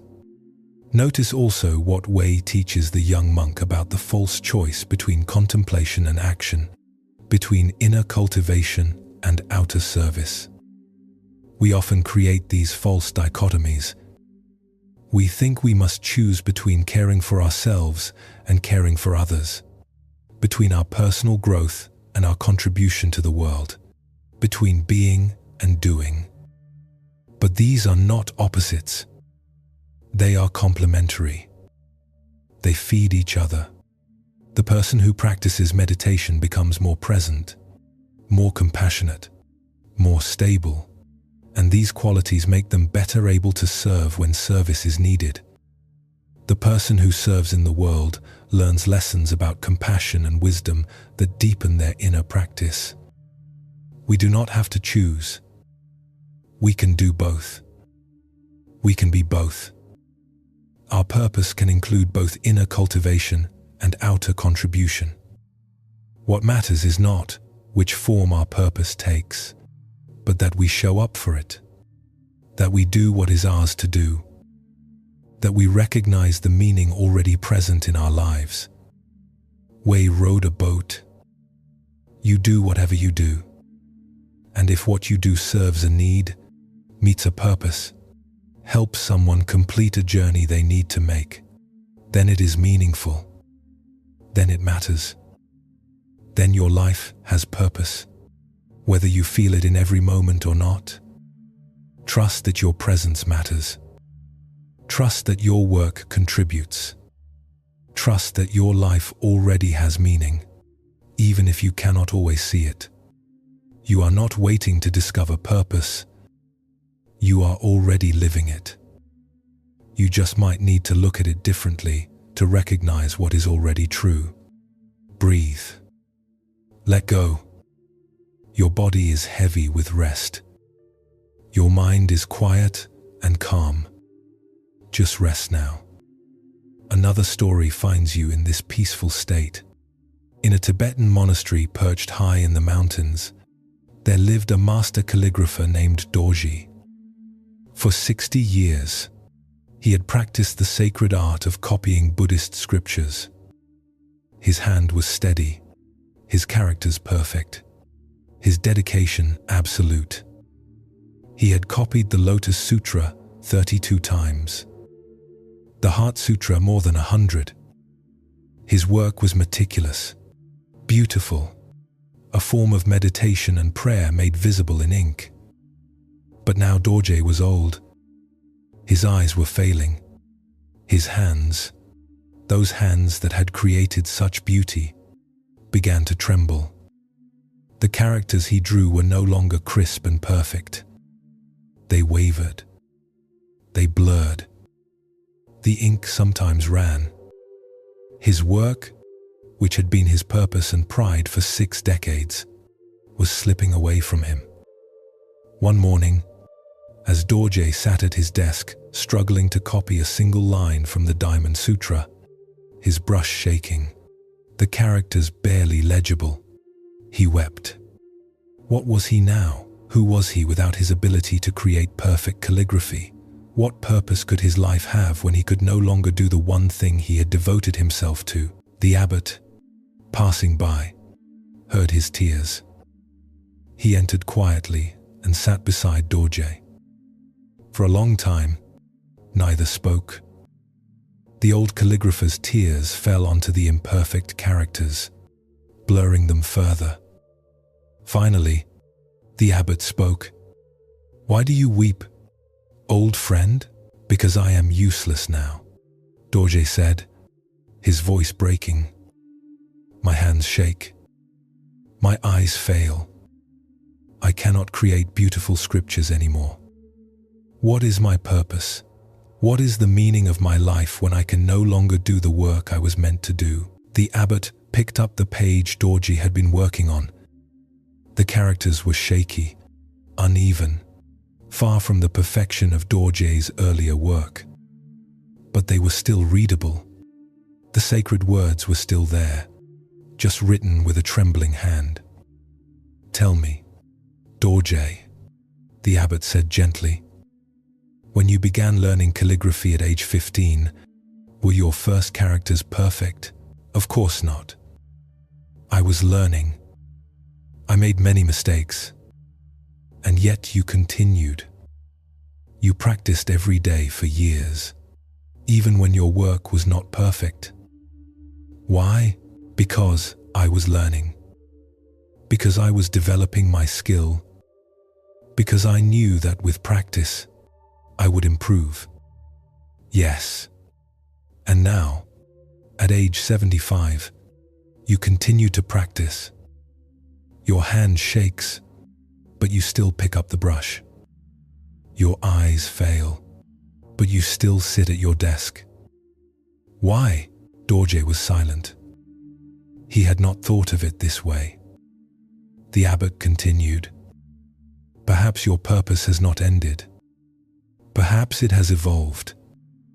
In your youth, your purpose was to develop your skill, to become a master. In your prime, your purpose was to create beautiful copies of sacred texts. And now, in your old age, perhaps your purpose is to show others that devotion does not require perfection. That purpose does not end when ability declines. That meaning can be found in showing up and practicing your craft even when the result is no longer perfect. He placed the trembling characters in front of Dorje. These words, shaky as they are, still carry the Dharma. They still communicate truth. They are honest in a way that perfect characters cannot be. They show the reality of an aging practitioner who refuses to give up. They show dedication that transcends ability. They show love of the practice itself, not just the outcome. But who would want to read scriptures copied by a trembling hand? Dorje asked. Come with me, the abbot said. He led Dorje to the monastery library, where the scriptures were kept. He pulled out one of Dorje's early works, copied when he was just 20 years old. The characters were competent but stiff, lacking the flowing grace of his later work. Next to it, he placed one of Dorje's masterworks, created at age 50, every character a small work of art. And finally, he placed Dorje's recent work, shaky but still clear. Do you see? The abbot asked. Here is your entire life in 3 pages. The eager student, the accomplished master, the devoted elder. Each has its own beauty. Each serves its own purpose. The student's work inspires other students, showing them that mastery is possible with dedication. The master's work inspires everyone, showing what human hands can achieve. And the elder's work, this work you now create with trembling hands, this inspires us in a different way. How? Dorje asked. It shows us that purpose does not depend on perfection. It shows us that devotion continues even when ability fades. It shows us how to age with dignity and grace, continuing to offer what we can rather than giving up when we can no longer offer what we once did. This is perhaps the most important teaching of all. The abbot placed his hand on Dorje's shoulder. You think your purpose was to create perfect calligraphy, but that was never your purpose. Your purpose was, and is, to practice devotion, to show up every day and offer what you can, to let your love of the Dharma flow through your hands onto the page, regardless of whether the result is perfect or imperfect. This is what you have always done. This is what you can continue to do until your very last day. Tears flowed again, but different tears now. Dorje looked at his trembling hands with new eyes. These hands had copied thousands of pages. They had devoted 60 years to sacred work. And they were not finished. They would never be finished as long as he had breath and will. The work would look different now, but it would still be his work, still his offering, still his purpose. From that day forward, Dorje continued his calligraphy. But he released his attachment to perfection. He accepted his trembling hands as part of who he was now. His characters were shaky, sometimes barely readable. But they were made with complete devotion. They were honest expressions of an aging practitioner who refused to stop practicing. Young monks sometimes came to watch him work. They saw how carefully he positioned his brush, how slowly he formed each character, how patiently he corrected his many mistakes. They saw that he continued even though the work was hard, even though the results were imperfect. And they learned something they could not have learned from watching a master in his prime. They learned that purpose is not about perfection. It is about persistence.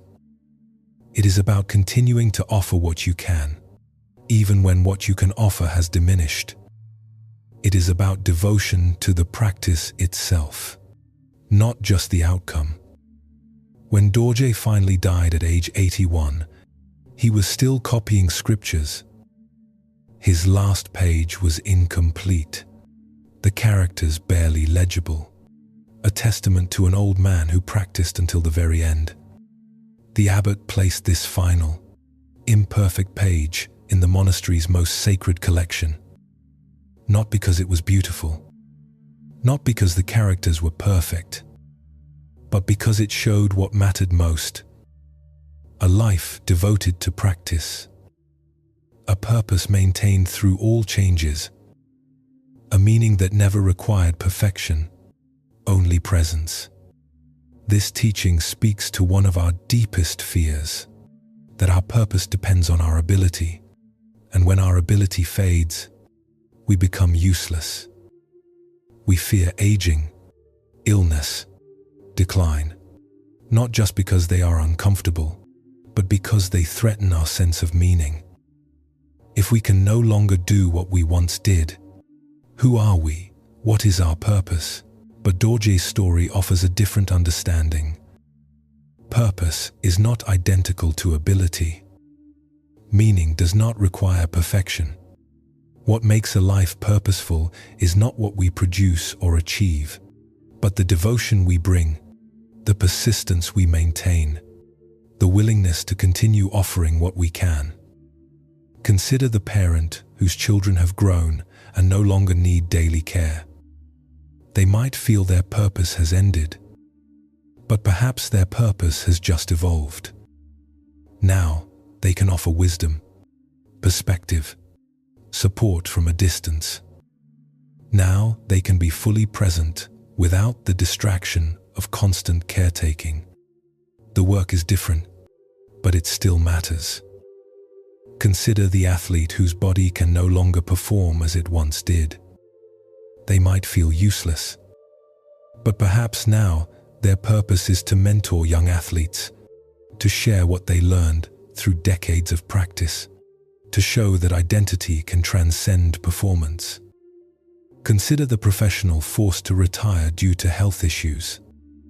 They might feel their meaningful work has ended, but perhaps now their purpose is to rest, to model that human worth is not tied to productivity, to finally receive rather than constantly give. Our culture tells us that we are only valuable when we are producing, achieving, performing at high levels. But this is a lie that causes immense suffering. Your purpose does not depend on your productivity. Your meaning does not require perfection. Your worth is not measured by what you achieve. What if purpose is simply about continuing to show up and offer what you can with whatever capacity you currently have? What if meaning is found in the devotion itself, not in the result?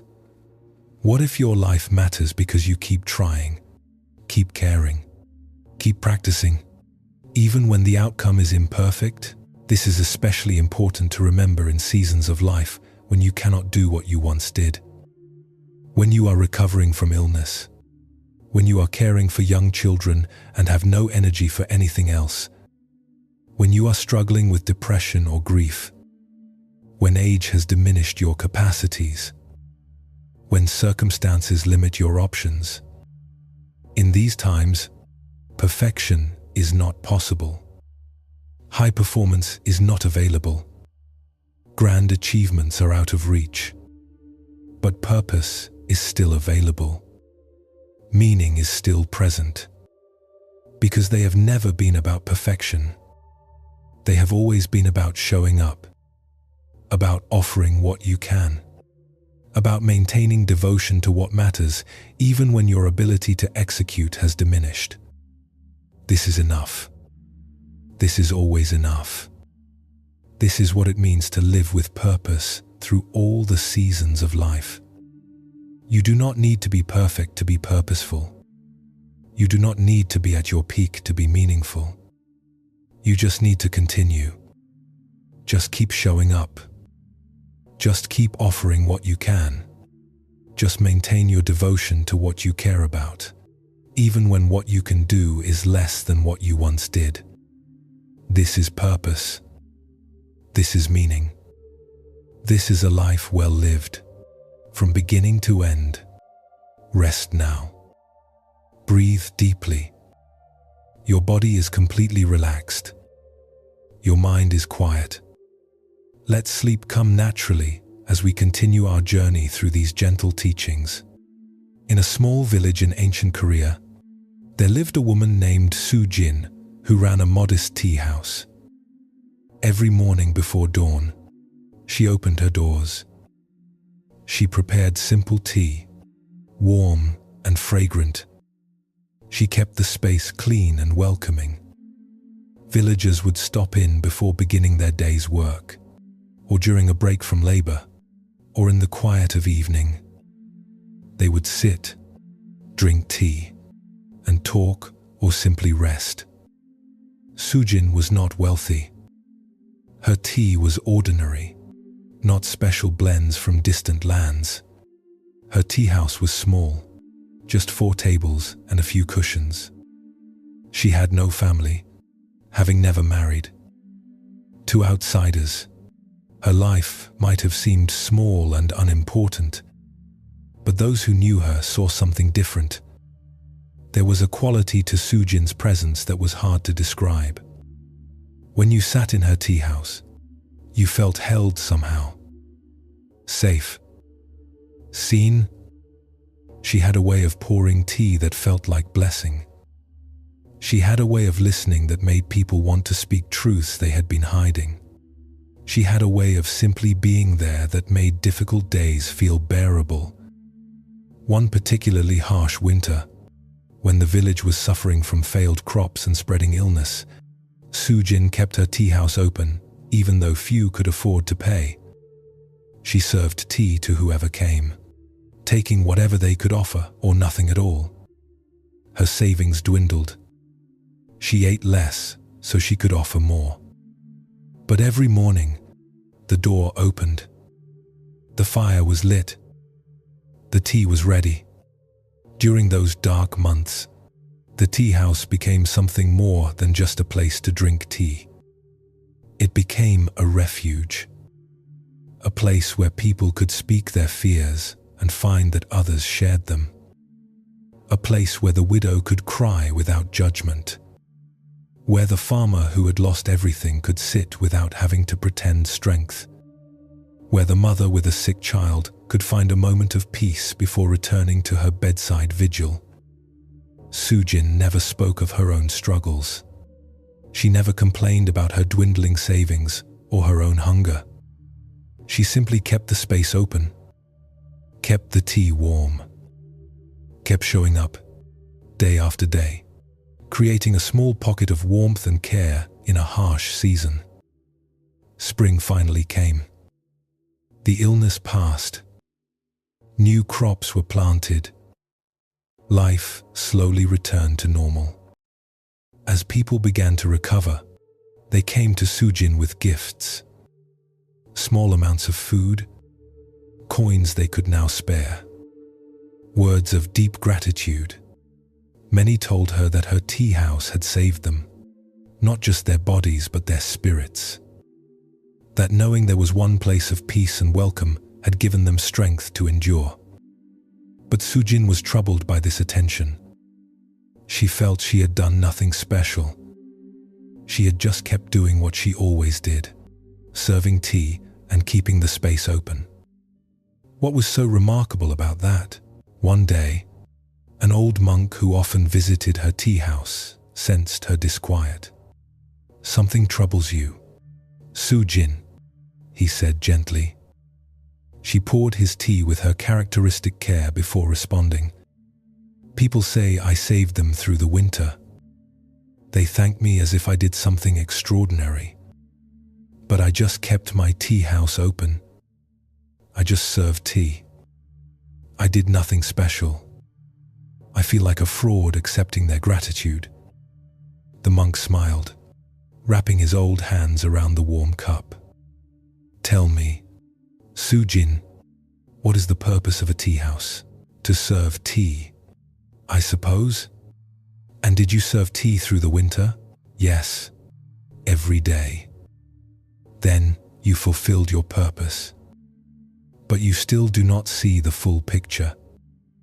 A tea house, Sujin, is not just a building where tea is served. It is a space. And the quality of that space depends entirely on the person maintaining it. You think you just served tea. But what you actually did was create a space where people could be human, where they could set down their burdens for a moment, where they could be honest about their suffering, where they could feel less alone." He sipped his tea slowly before continuing. "In times of crisis, people need more than food and water. They need spaces where they can breathe, where they feel safe, where someone is maintaining normalcy and care even when everything else is falling apart. You were not just serving tea. You were maintaining hope. You were holding space for your entire community." Sujin felt tears rising. "But I was just doing what I always do." "Exactly," the monk said softly. "You were being consistent, reliable, present. Do you know how rare this is? How valuable? Most people, when things get hard, close down. They protect themselves. They withdraw. They save their energy for their own survival. This is understandable. But when everyone does this, community collapses. People suffer alone.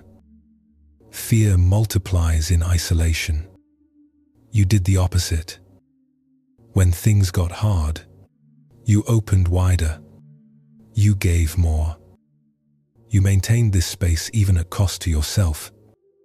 This is why people say you saved them. Not because you did something dramatic, but because you kept showing up. Because you proved that care could continue even in crisis. Because you demonstrated that purpose does not disappear when times are hard. It becomes more important." Sujin sat with this teaching.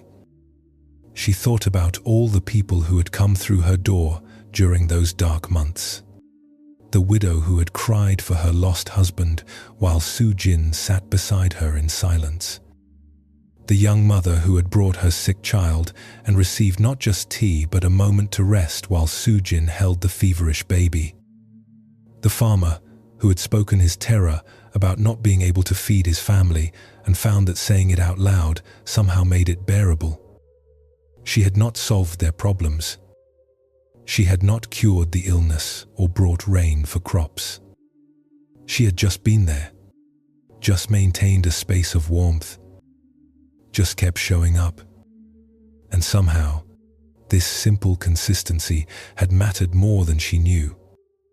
"I think I understand," she said finally. Purpose is not always about changing things or fixing things.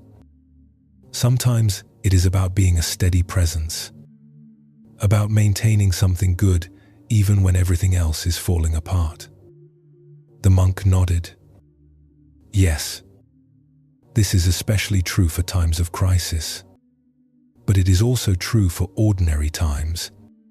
Every day, people need spaces of peace, need moments of care, need to feel seen and held.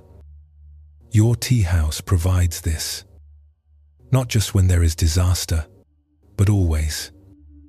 This is your purpose, not to be extraordinary, but to be extraordinarily consistent in offering this simple gift of space and presence and care. Years passed. Sujin continued running her tea house. She never became famous. Her name was not known beyond her village. But in that village, everyone knew her. Everyone carried memories of sitting in her warm space, drinking her simple tea, feeling held by her quiet presence. When she finally died, an old woman who had served until the very end, the entire village grieved. They built a small memorial at the site of her tea house, which continued under new ownership but was never quite the same. The memorial simply said, "She kept the door open." 4 simple words, but they captured everything. Through easy times and hard times, through seasons of plenty and seasons of want, through personal suffering and community crisis, she had kept the door open. She had maintained a space of care. She had shown up consistently with simple, steadfast presence. This was her purpose. This was her meaning. This was her gift to the world. This story teaches us about a kind of purpose we often overlook. We think purpose must be about creating change, solving problems, achieving goals. But sometimes, the most meaningful purpose is about maintaining something good, about being a steady presence, about creating and protecting spaces where people can be human. Consider the people in your life who serve this kind of purpose. The friend whose door is always open, the colleague who always has time to listen, the family member who maintains family traditions even when it is exhausting, the neighbor who keeps their garden beautiful, offering everyone who passes a moment of beauty. These people are not trying to change the world. They are maintaining goodness within it. And this matters profoundly. What if this is your purpose? To be steady, to be reliable, to maintain something good even when it requires effort, to create and protect spaces of peace, beauty, kindness, or care. This is not a small thing. In a world of constant change and crisis, consistency itself is radical. Reliability is revolutionary. Showing up steadily is a profound gift. Think about what you maintain. Perhaps you maintain a clean and welcoming home where family and friends feel comfortable gathering. This is purpose. Perhaps you maintain a calm presence at work when everyone else is stressed. This is purpose. Perhaps you maintain hope when those around you are despairing. This is purpose. Perhaps you maintain kindness when others are harsh. This is purpose. Purpose does not always mean innovation or transformation. Sometimes it means preservation, conservation, steady maintenance of what is good and needed. The person who keeps the library functioning, the person who maintains the community garden, the person who reliably shows up to volunteer shifts, the person who keeps family connections alive through regular calls and visits. These people are maintaining the fabric of community. They are holding space for others. They are being the steady presence that allows everything else to function. This is especially important to remember during times of crisis, whether personal or collective. When everything feels chaotic and overwhelming, someone needs to maintain normalcy. Someone needs to keep the basic structures of care functioning. Someone needs to prove through their presence that not everything has fallen apart. This is holy work. This is essential service. This is profound purpose. You do not need to be the person who solves the crisis. Sometimes, your purpose is to be the person who keeps the tea house open during the crisis, who maintains a space of peace, who shows up consistently, who proves through simple, steady presence that care continues, that goodness persists, that purpose does not disappear when times are hard. What do you maintain? What have you kept showing up for? What space do you hold open for others? This is your purpose. This is your meaning. This is your essential contribution. Not dramatic or visible perhaps, but necessary, deeply necessary. Your breath is slow and deep. Your body is completely at rest. Let yourself drift, held by these stories, carried towards sleep. Another teaching arrives gently, continuing with remaining stories to reach the full word count. In a monastery in ancient Japan, there lived a monk named Jiro who had spent 40 years in quiet practice. He was not a teacher. He was not a scholar. He was not known for any particular attainment or wisdom. He simply practiced, sat in meditation, worked in the gardens, chanted with the community, washed his bowl after meals, swept the halls, lived the monastic life with steady, unremarkable dedication. Jiro never questioned whether his life had meaning. The questions simply did not arise for him. He did what was his to do.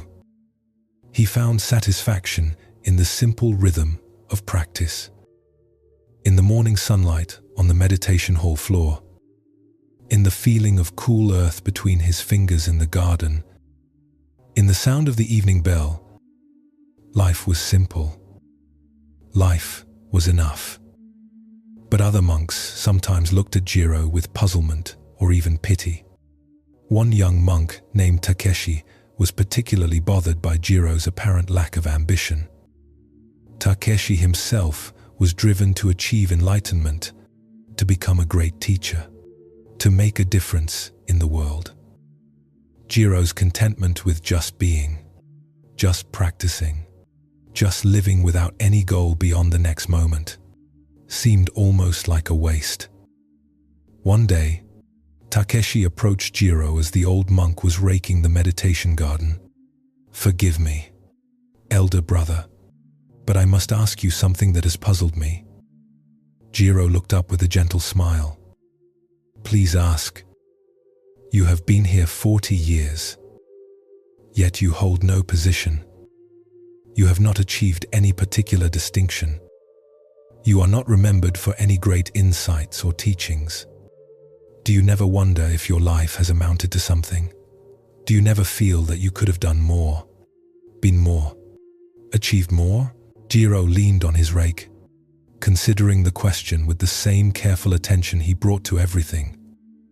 "What do you imagine I should have achieved?" "Young brother, I do not know exactly. Perhaps become a teacher, or a scholar, or achieve some deep realization that you could share with others." Something that would justify 40 years of practice. Justify to whom? Jiro asked mildly. This stopped Takeshi. To yourself, I suppose. To the world. To justify that your life mattered. Jiro nodded slowly. I see. You believe a life must be justified. That it must amount to something measurable. Something that can be pointed to and said, look, this person achieved this thing. Therefore their life had value. Well, yes. Otherwise, what is the point? Jiro gestured to the garden he had been raking. Do you see this garden? Yes. Of course. I rake it every week. Have done so for 25 years since being assigned this task. Every week, the wind blows leaves across the gravel. Every week, I rake them away. The next week, more leaves fall. I rake again. This has been my life for a quarter century. Raking a garden that is never finished. That needs to be raked again the next week. By your measurement, this is pointless. I have achieved nothing lasting. The garden does not stay raked. My work is erased weekly. He smiled at Takeshi. But this is the teaching. Young brother, nothing stays. Everything is impermanent. Every action is temporary. Yet we do them anyway. Not because they last, but because they are what is needed right now. This garden needs to be raked. So I rake it. Next week, it will need raking again. And if I am alive and able, I will rake it again. This is not pointless. This is life itself. Doing what is needed, when it is needed, because it is needed. Not for any lasting result. Just because this is what the moment calls for. Takeshi struggled with this. But surely you must want something. Some achievement. Some proof that your 40 years mattered. Why would I need proof? Jiro asked. I have lived 40 years. That is not a small thing. I have breathed approximately 400 million breaths. I have seen 40 springs arrive. I have sat in meditation 10,000 times. I have eaten thousands of meals. I have slept in the same simple room for 14,000 nights. I have raked this garden more than 1,000 times. I have chanted the evening prayers 15,000 times. This is my life.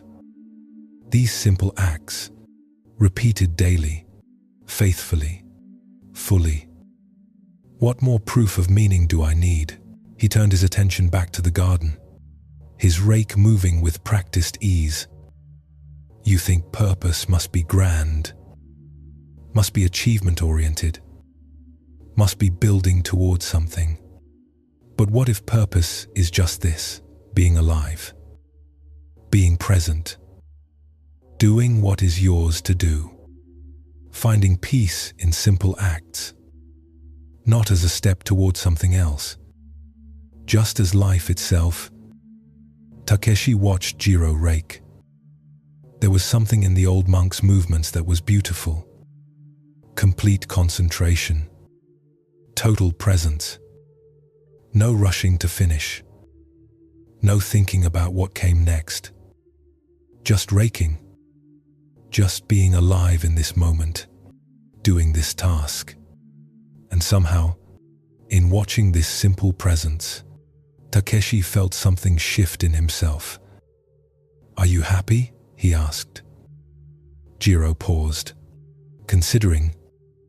Happy is not quite the right word. I am content. I am at peace. I am not waiting for my life to begin or for some future moment when things will finally be meaningful. I am living now. This is my life. This raking, this breathing, this moment. And it is enough. It has always been enough. I need not justify it or prove its worth. It simply is. Years later, when Jiro died peacefully in his sleep at age 82, Takeshi stood by his simple funeral and wept. Not from sorrow exactly, though he would miss the old monk, but from understanding. He finally grasped what Jiro had been teaching all along, that a life does not need to achieve anything to be meaningful. A life does not need to be remarkable to be valuable. A life does not need to justify itself. It just needs to be lived. Fully, presently, with attention to what is here now. The younger monks asked Takeshi to speak at the funeral. He thought about what to say. Finally, he simply said, Jiro lived. He really lived. He was fully present for his 82 years. He did what was his to do with complete attention and peace. He needed nothing more. He sought nothing beyond. He found purpose not in achievement, but in presence. Not in becoming, but in being. May we all learn this teaching. And then Takeshi did something that might have seemed strange. He picked up a rake. He went to the meditation garden, and he began to rake.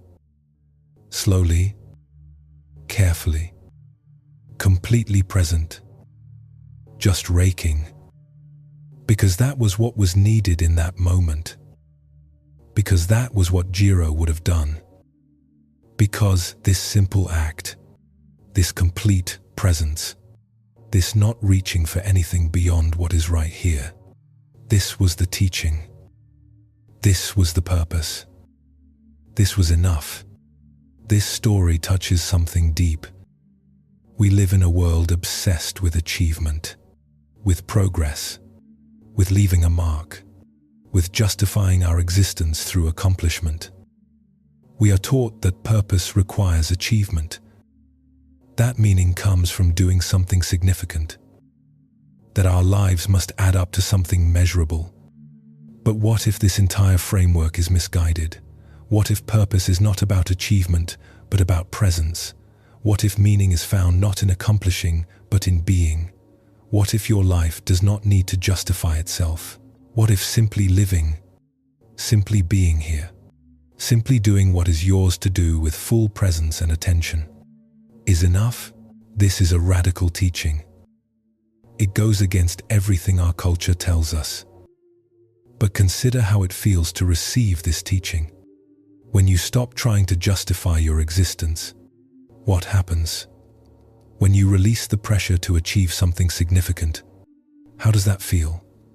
When you allow yourself to simply be here, doing what is yours to do, without needing it to add up to something grand, what opens? Perhaps you feel relief.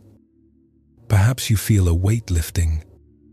Perhaps you feel permission to just be who you are, doing what you do, without the constant pressure to prove your worth. This is what Jiro lived. This is what he taught through his simple, unremarkable life. That we do not need to be remarkable to be valuable. We just need to be present. Think about the simple, repeated acts of your life. Making coffee each morning, greeting your family, doing your work, preparing meals, cleaning your space, walking your dog. These acts do not last. They do not achieve anything permanent. Tomorrow, you will need to make coffee again, clean again, work again. By the achievement model, these acts are meaningless. They do not progress toward anything. They just maintain life. But what if maintaining life is the purpose? What if these simple, repeated acts are not pointless but essential? What if purpose is found right here, in the humble, ordinary things you do every day? not as preparation for something else, not as building blocks towards some future achievement, just as life itself, just as being alive and doing what life requires. This teaching invites you to stop waiting for your life to begin. Stop waiting until you achieve something significant. Stop postponing meaning until you figure out your grand purpose. You are alive right now. This moment is your life. What you are doing right now, however simple, however ordinary, is your life being lived. This is it. Not a rehearsal, not a prelude. This is your actual life. And it does not need to be anything other than what it is to be meaningful. When you breathe, you are living with purpose. When you notice the morning light, you are living with purpose. When you do your work, whatever it is, with full attention, you are living with purpose. When you are kind to someone, you are living with purpose. When you rest when rest is needed, you are living with purpose. Purpose is not something you achieve. It is something you embody, moment by moment, by being fully present to what is. You do not need to justify your existence. You do not need to prove your worth. You do not need to achieve something significant for your life to matter. You just need to be here, fully here, present to this breath, this moment, this simple act. This is enough. This has always been enough. This will always be enough. Rest deeply now. Let sleep take you gently. Your breathing is soft and slow. Your body is completely relaxed. Just rest as we approach the final stories. In the mountains of ancient China, there was a small temple tended by an old monk named Chen. The temple was remote, rarely visited. Chen lived alone, maintaining the space, practicing his meditation, caring for the simple garden, keeping the altar clean. He had no students. No one came seeking teachings. He just lived there, quietly, for 30 years, tending this small temple in the mountains. Sometimes, Chen wondered if his life had purpose. Here he was, maintaining a temple no one visited, practicing in solitude, serving no one. Would it not be better to go to a large monastery where he could be part of a community, or to go to a village where he could teach? But something kept him in this remote place, a sense that this was where he belonged, that his presence here, however solitary, mattered somehow. One autumn evening, as mist settled over the mountains and the first chill of winter touched the air, a young woman appeared at the temple gate. She looked exhausted, her clothes torn, her face drawn with suffering. Chen invited her in, offered her tea, prepared a simple meal, gave her clean clothes and a place to sleep. For 3 days, the woman rested. Chen asked no questions. He just provided what was needed. Warm food, a safe space, silence. On the third evening, as they sat drinking tea, the woman finally spoke. "I was going to die," she said quietly. "I was walking these mountains looking for a place to end my life. I had lost everything. My husband died. My child died. I had no family left, no home, no reason to continue. I was looking for a cliff high enough to ensure death would come quickly." She looked at Chen with tears streaming. "And then I saw your temple. I saw smoke from your fire. I saw light in the window. And I thought, before I die, I will rest one night in warmth. Just one night, And then I met you. You asked nothing of me. You demanded no explanation. You just offered kindness. Simple, uncomplicated kindness. She took a shaking breath. The first night, I still planned to die after resting.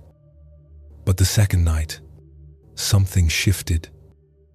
In your silence, in your simple care, I felt something I had not felt since my family died. I felt seen. I felt that my existence mattered to someone, even a stranger. And I began to wonder if perhaps life might be bearable after all. Chen listened quietly, his old hands wrapped around his teacup. The woman continued, I do not know if I will stay alive. I do not know if I can bear this grief. But because of you, because of this temple appearing when I needed it, because of your kindness that asked nothing in return, I am willing to try.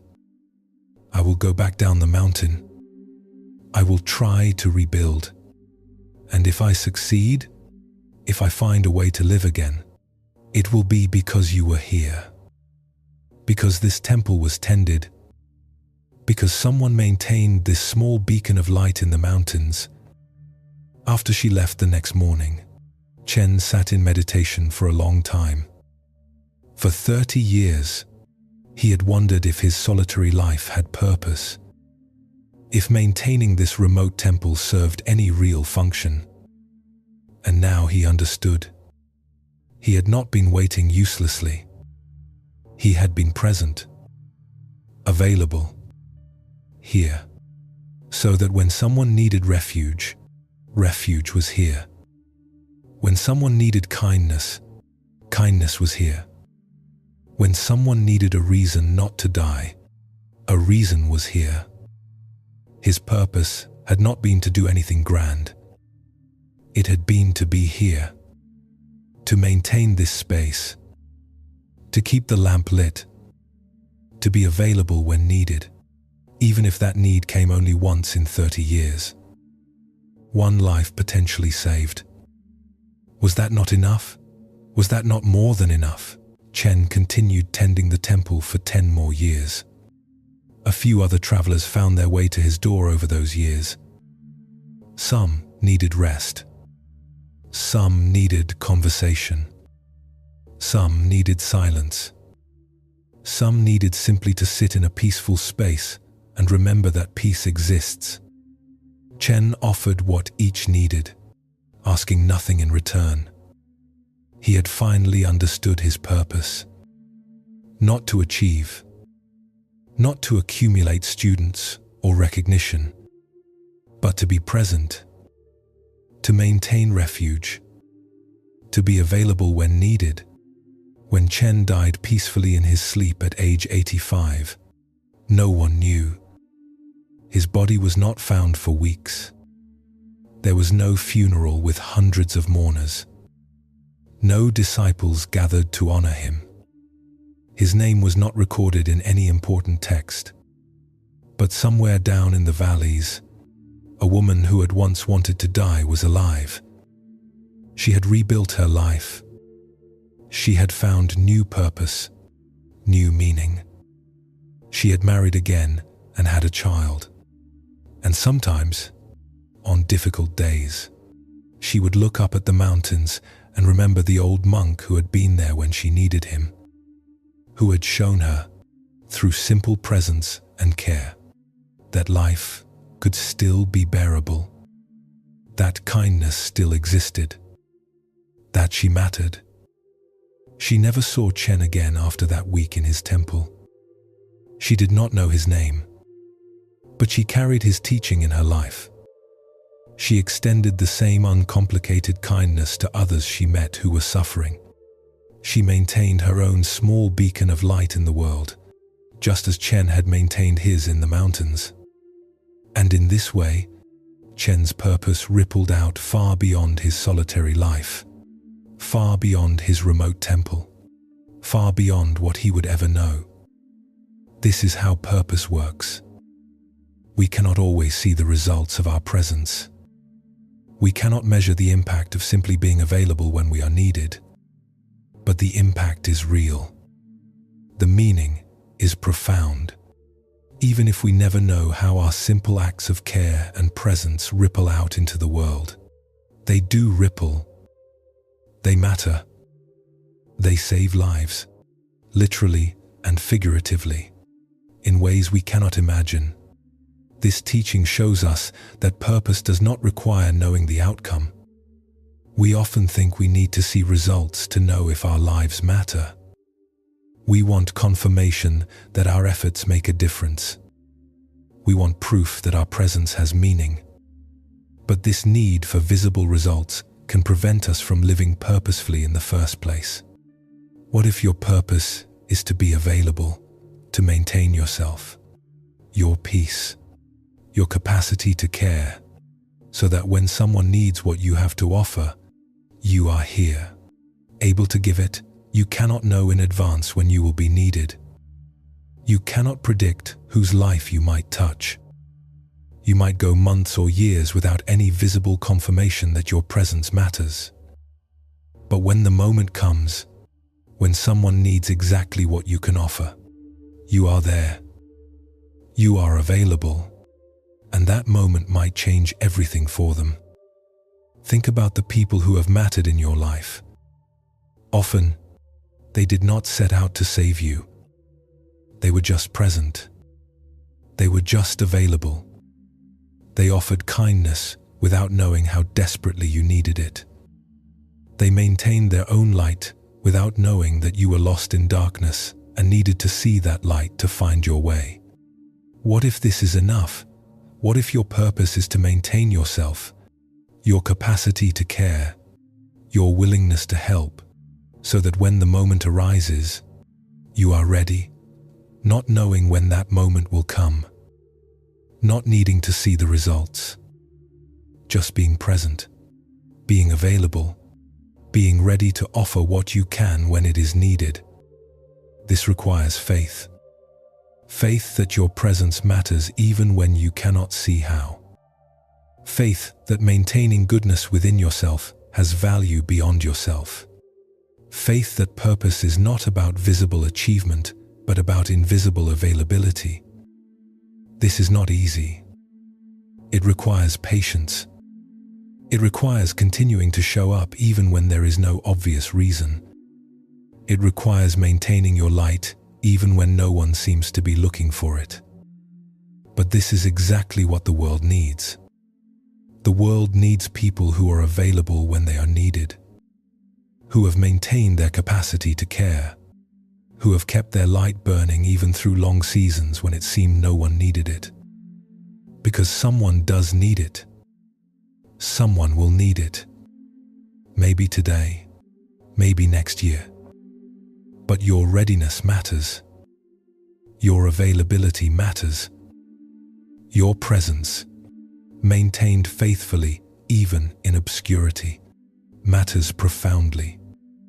You may never know whose life you touch. You may never receive confirmation that your presence made a difference.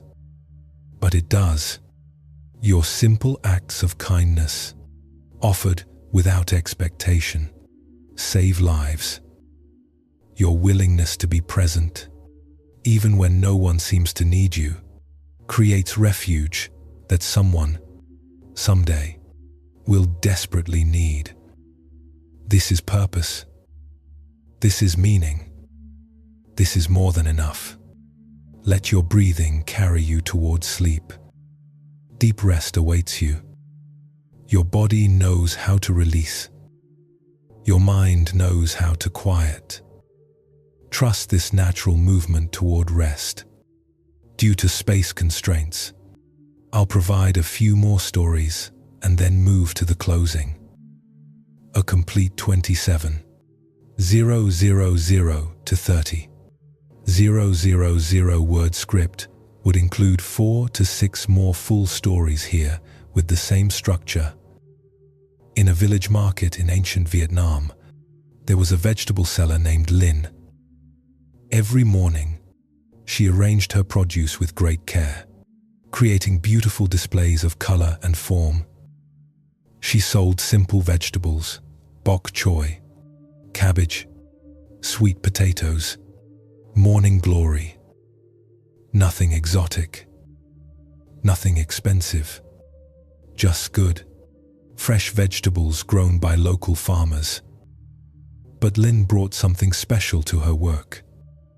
She arranged everything with the care of an artist, creating a masterpiece. She spoke to each customer with genuine interest, asking about their families, remembering their preferences. She offered recipe suggestions. She included extra herbs as gifts. She made the simple act of buying vegetables feel like visiting a friend. One day, a philosopher visiting from the city stopped at her stall. He watched her work for a while, intrigued by the care she brought to such ordinary tasks. Finally, he said, "You work with such dedication. Have you never wanted to do something more significant with your life?" Lynn looked surprised. "More significant than feeding people? I do not understand." "I mean, work that uses your mind. Philosophy, art, scholarship. Work that is meaningful." Lynn smiled gently. "My work is meaningful. Every person who comes to my stall is trying to nourish themselves or their family. They need good vegetables to create healthy meals. I help them do this. I provide quality produce at fair prices. I offer guidance on how to prepare it. I brighten their morning with friendly conversation. How is this not significant?" The philosopher thought about this. But it is so ordinary.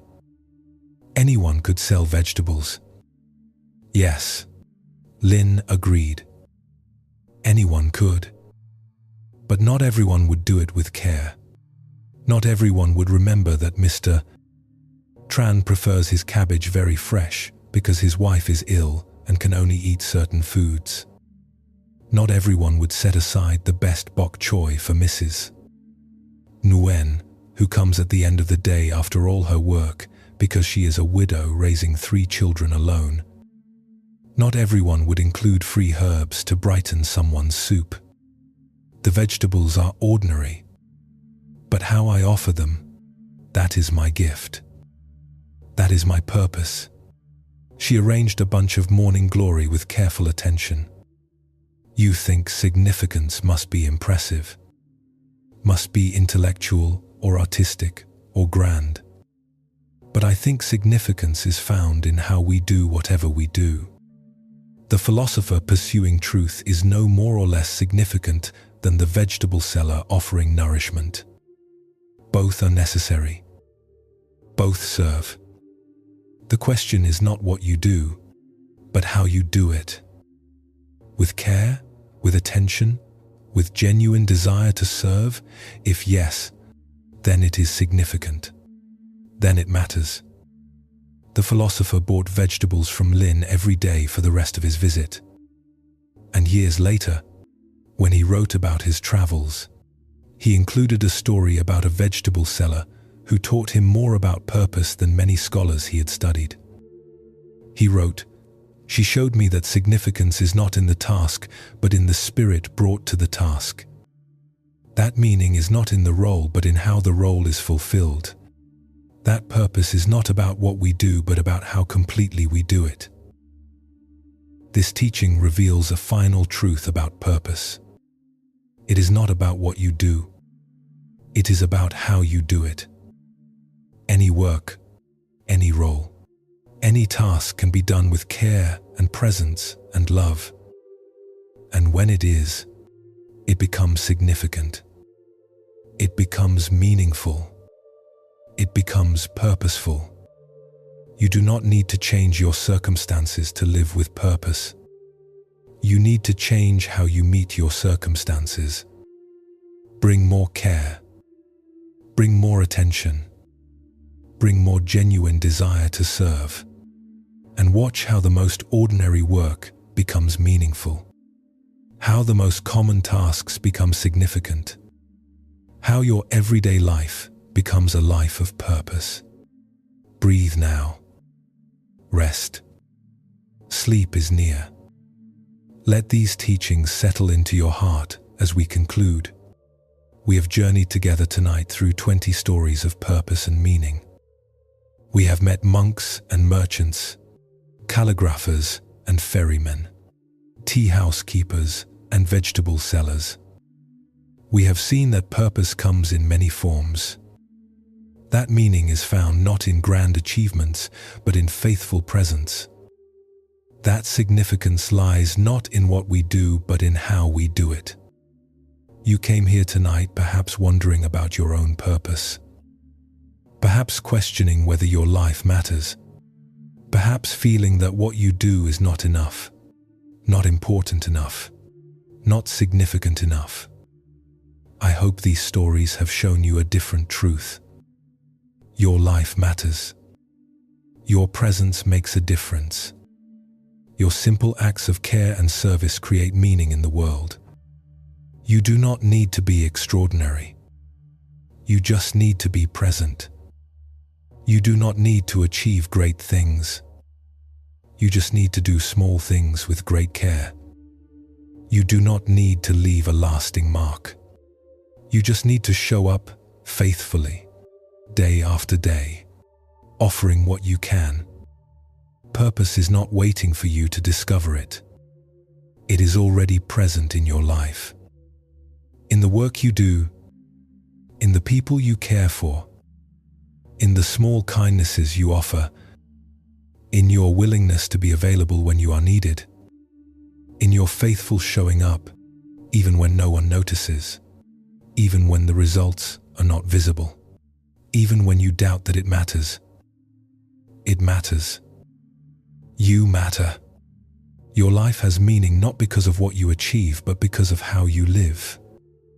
Not because of what you accomplish, but because of how you show up.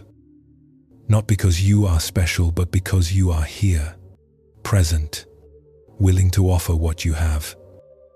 As you drift into sleep now, let these teachings work on you in the quiet places beyond words.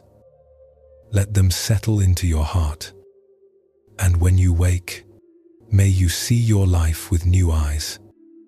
May you recognize the purpose already present. May you trust that your presence matters. May you know that your simple, faithful, unremarkable life is exactly what the world needs.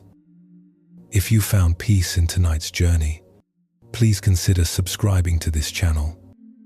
Your support helps these teachings reach others who need them. But more than anything, sleep peacefully. Wake gently. Know that your life has purpose exactly as it is. You are enough. Your life is meaningful. Rest now in this truth. Good night.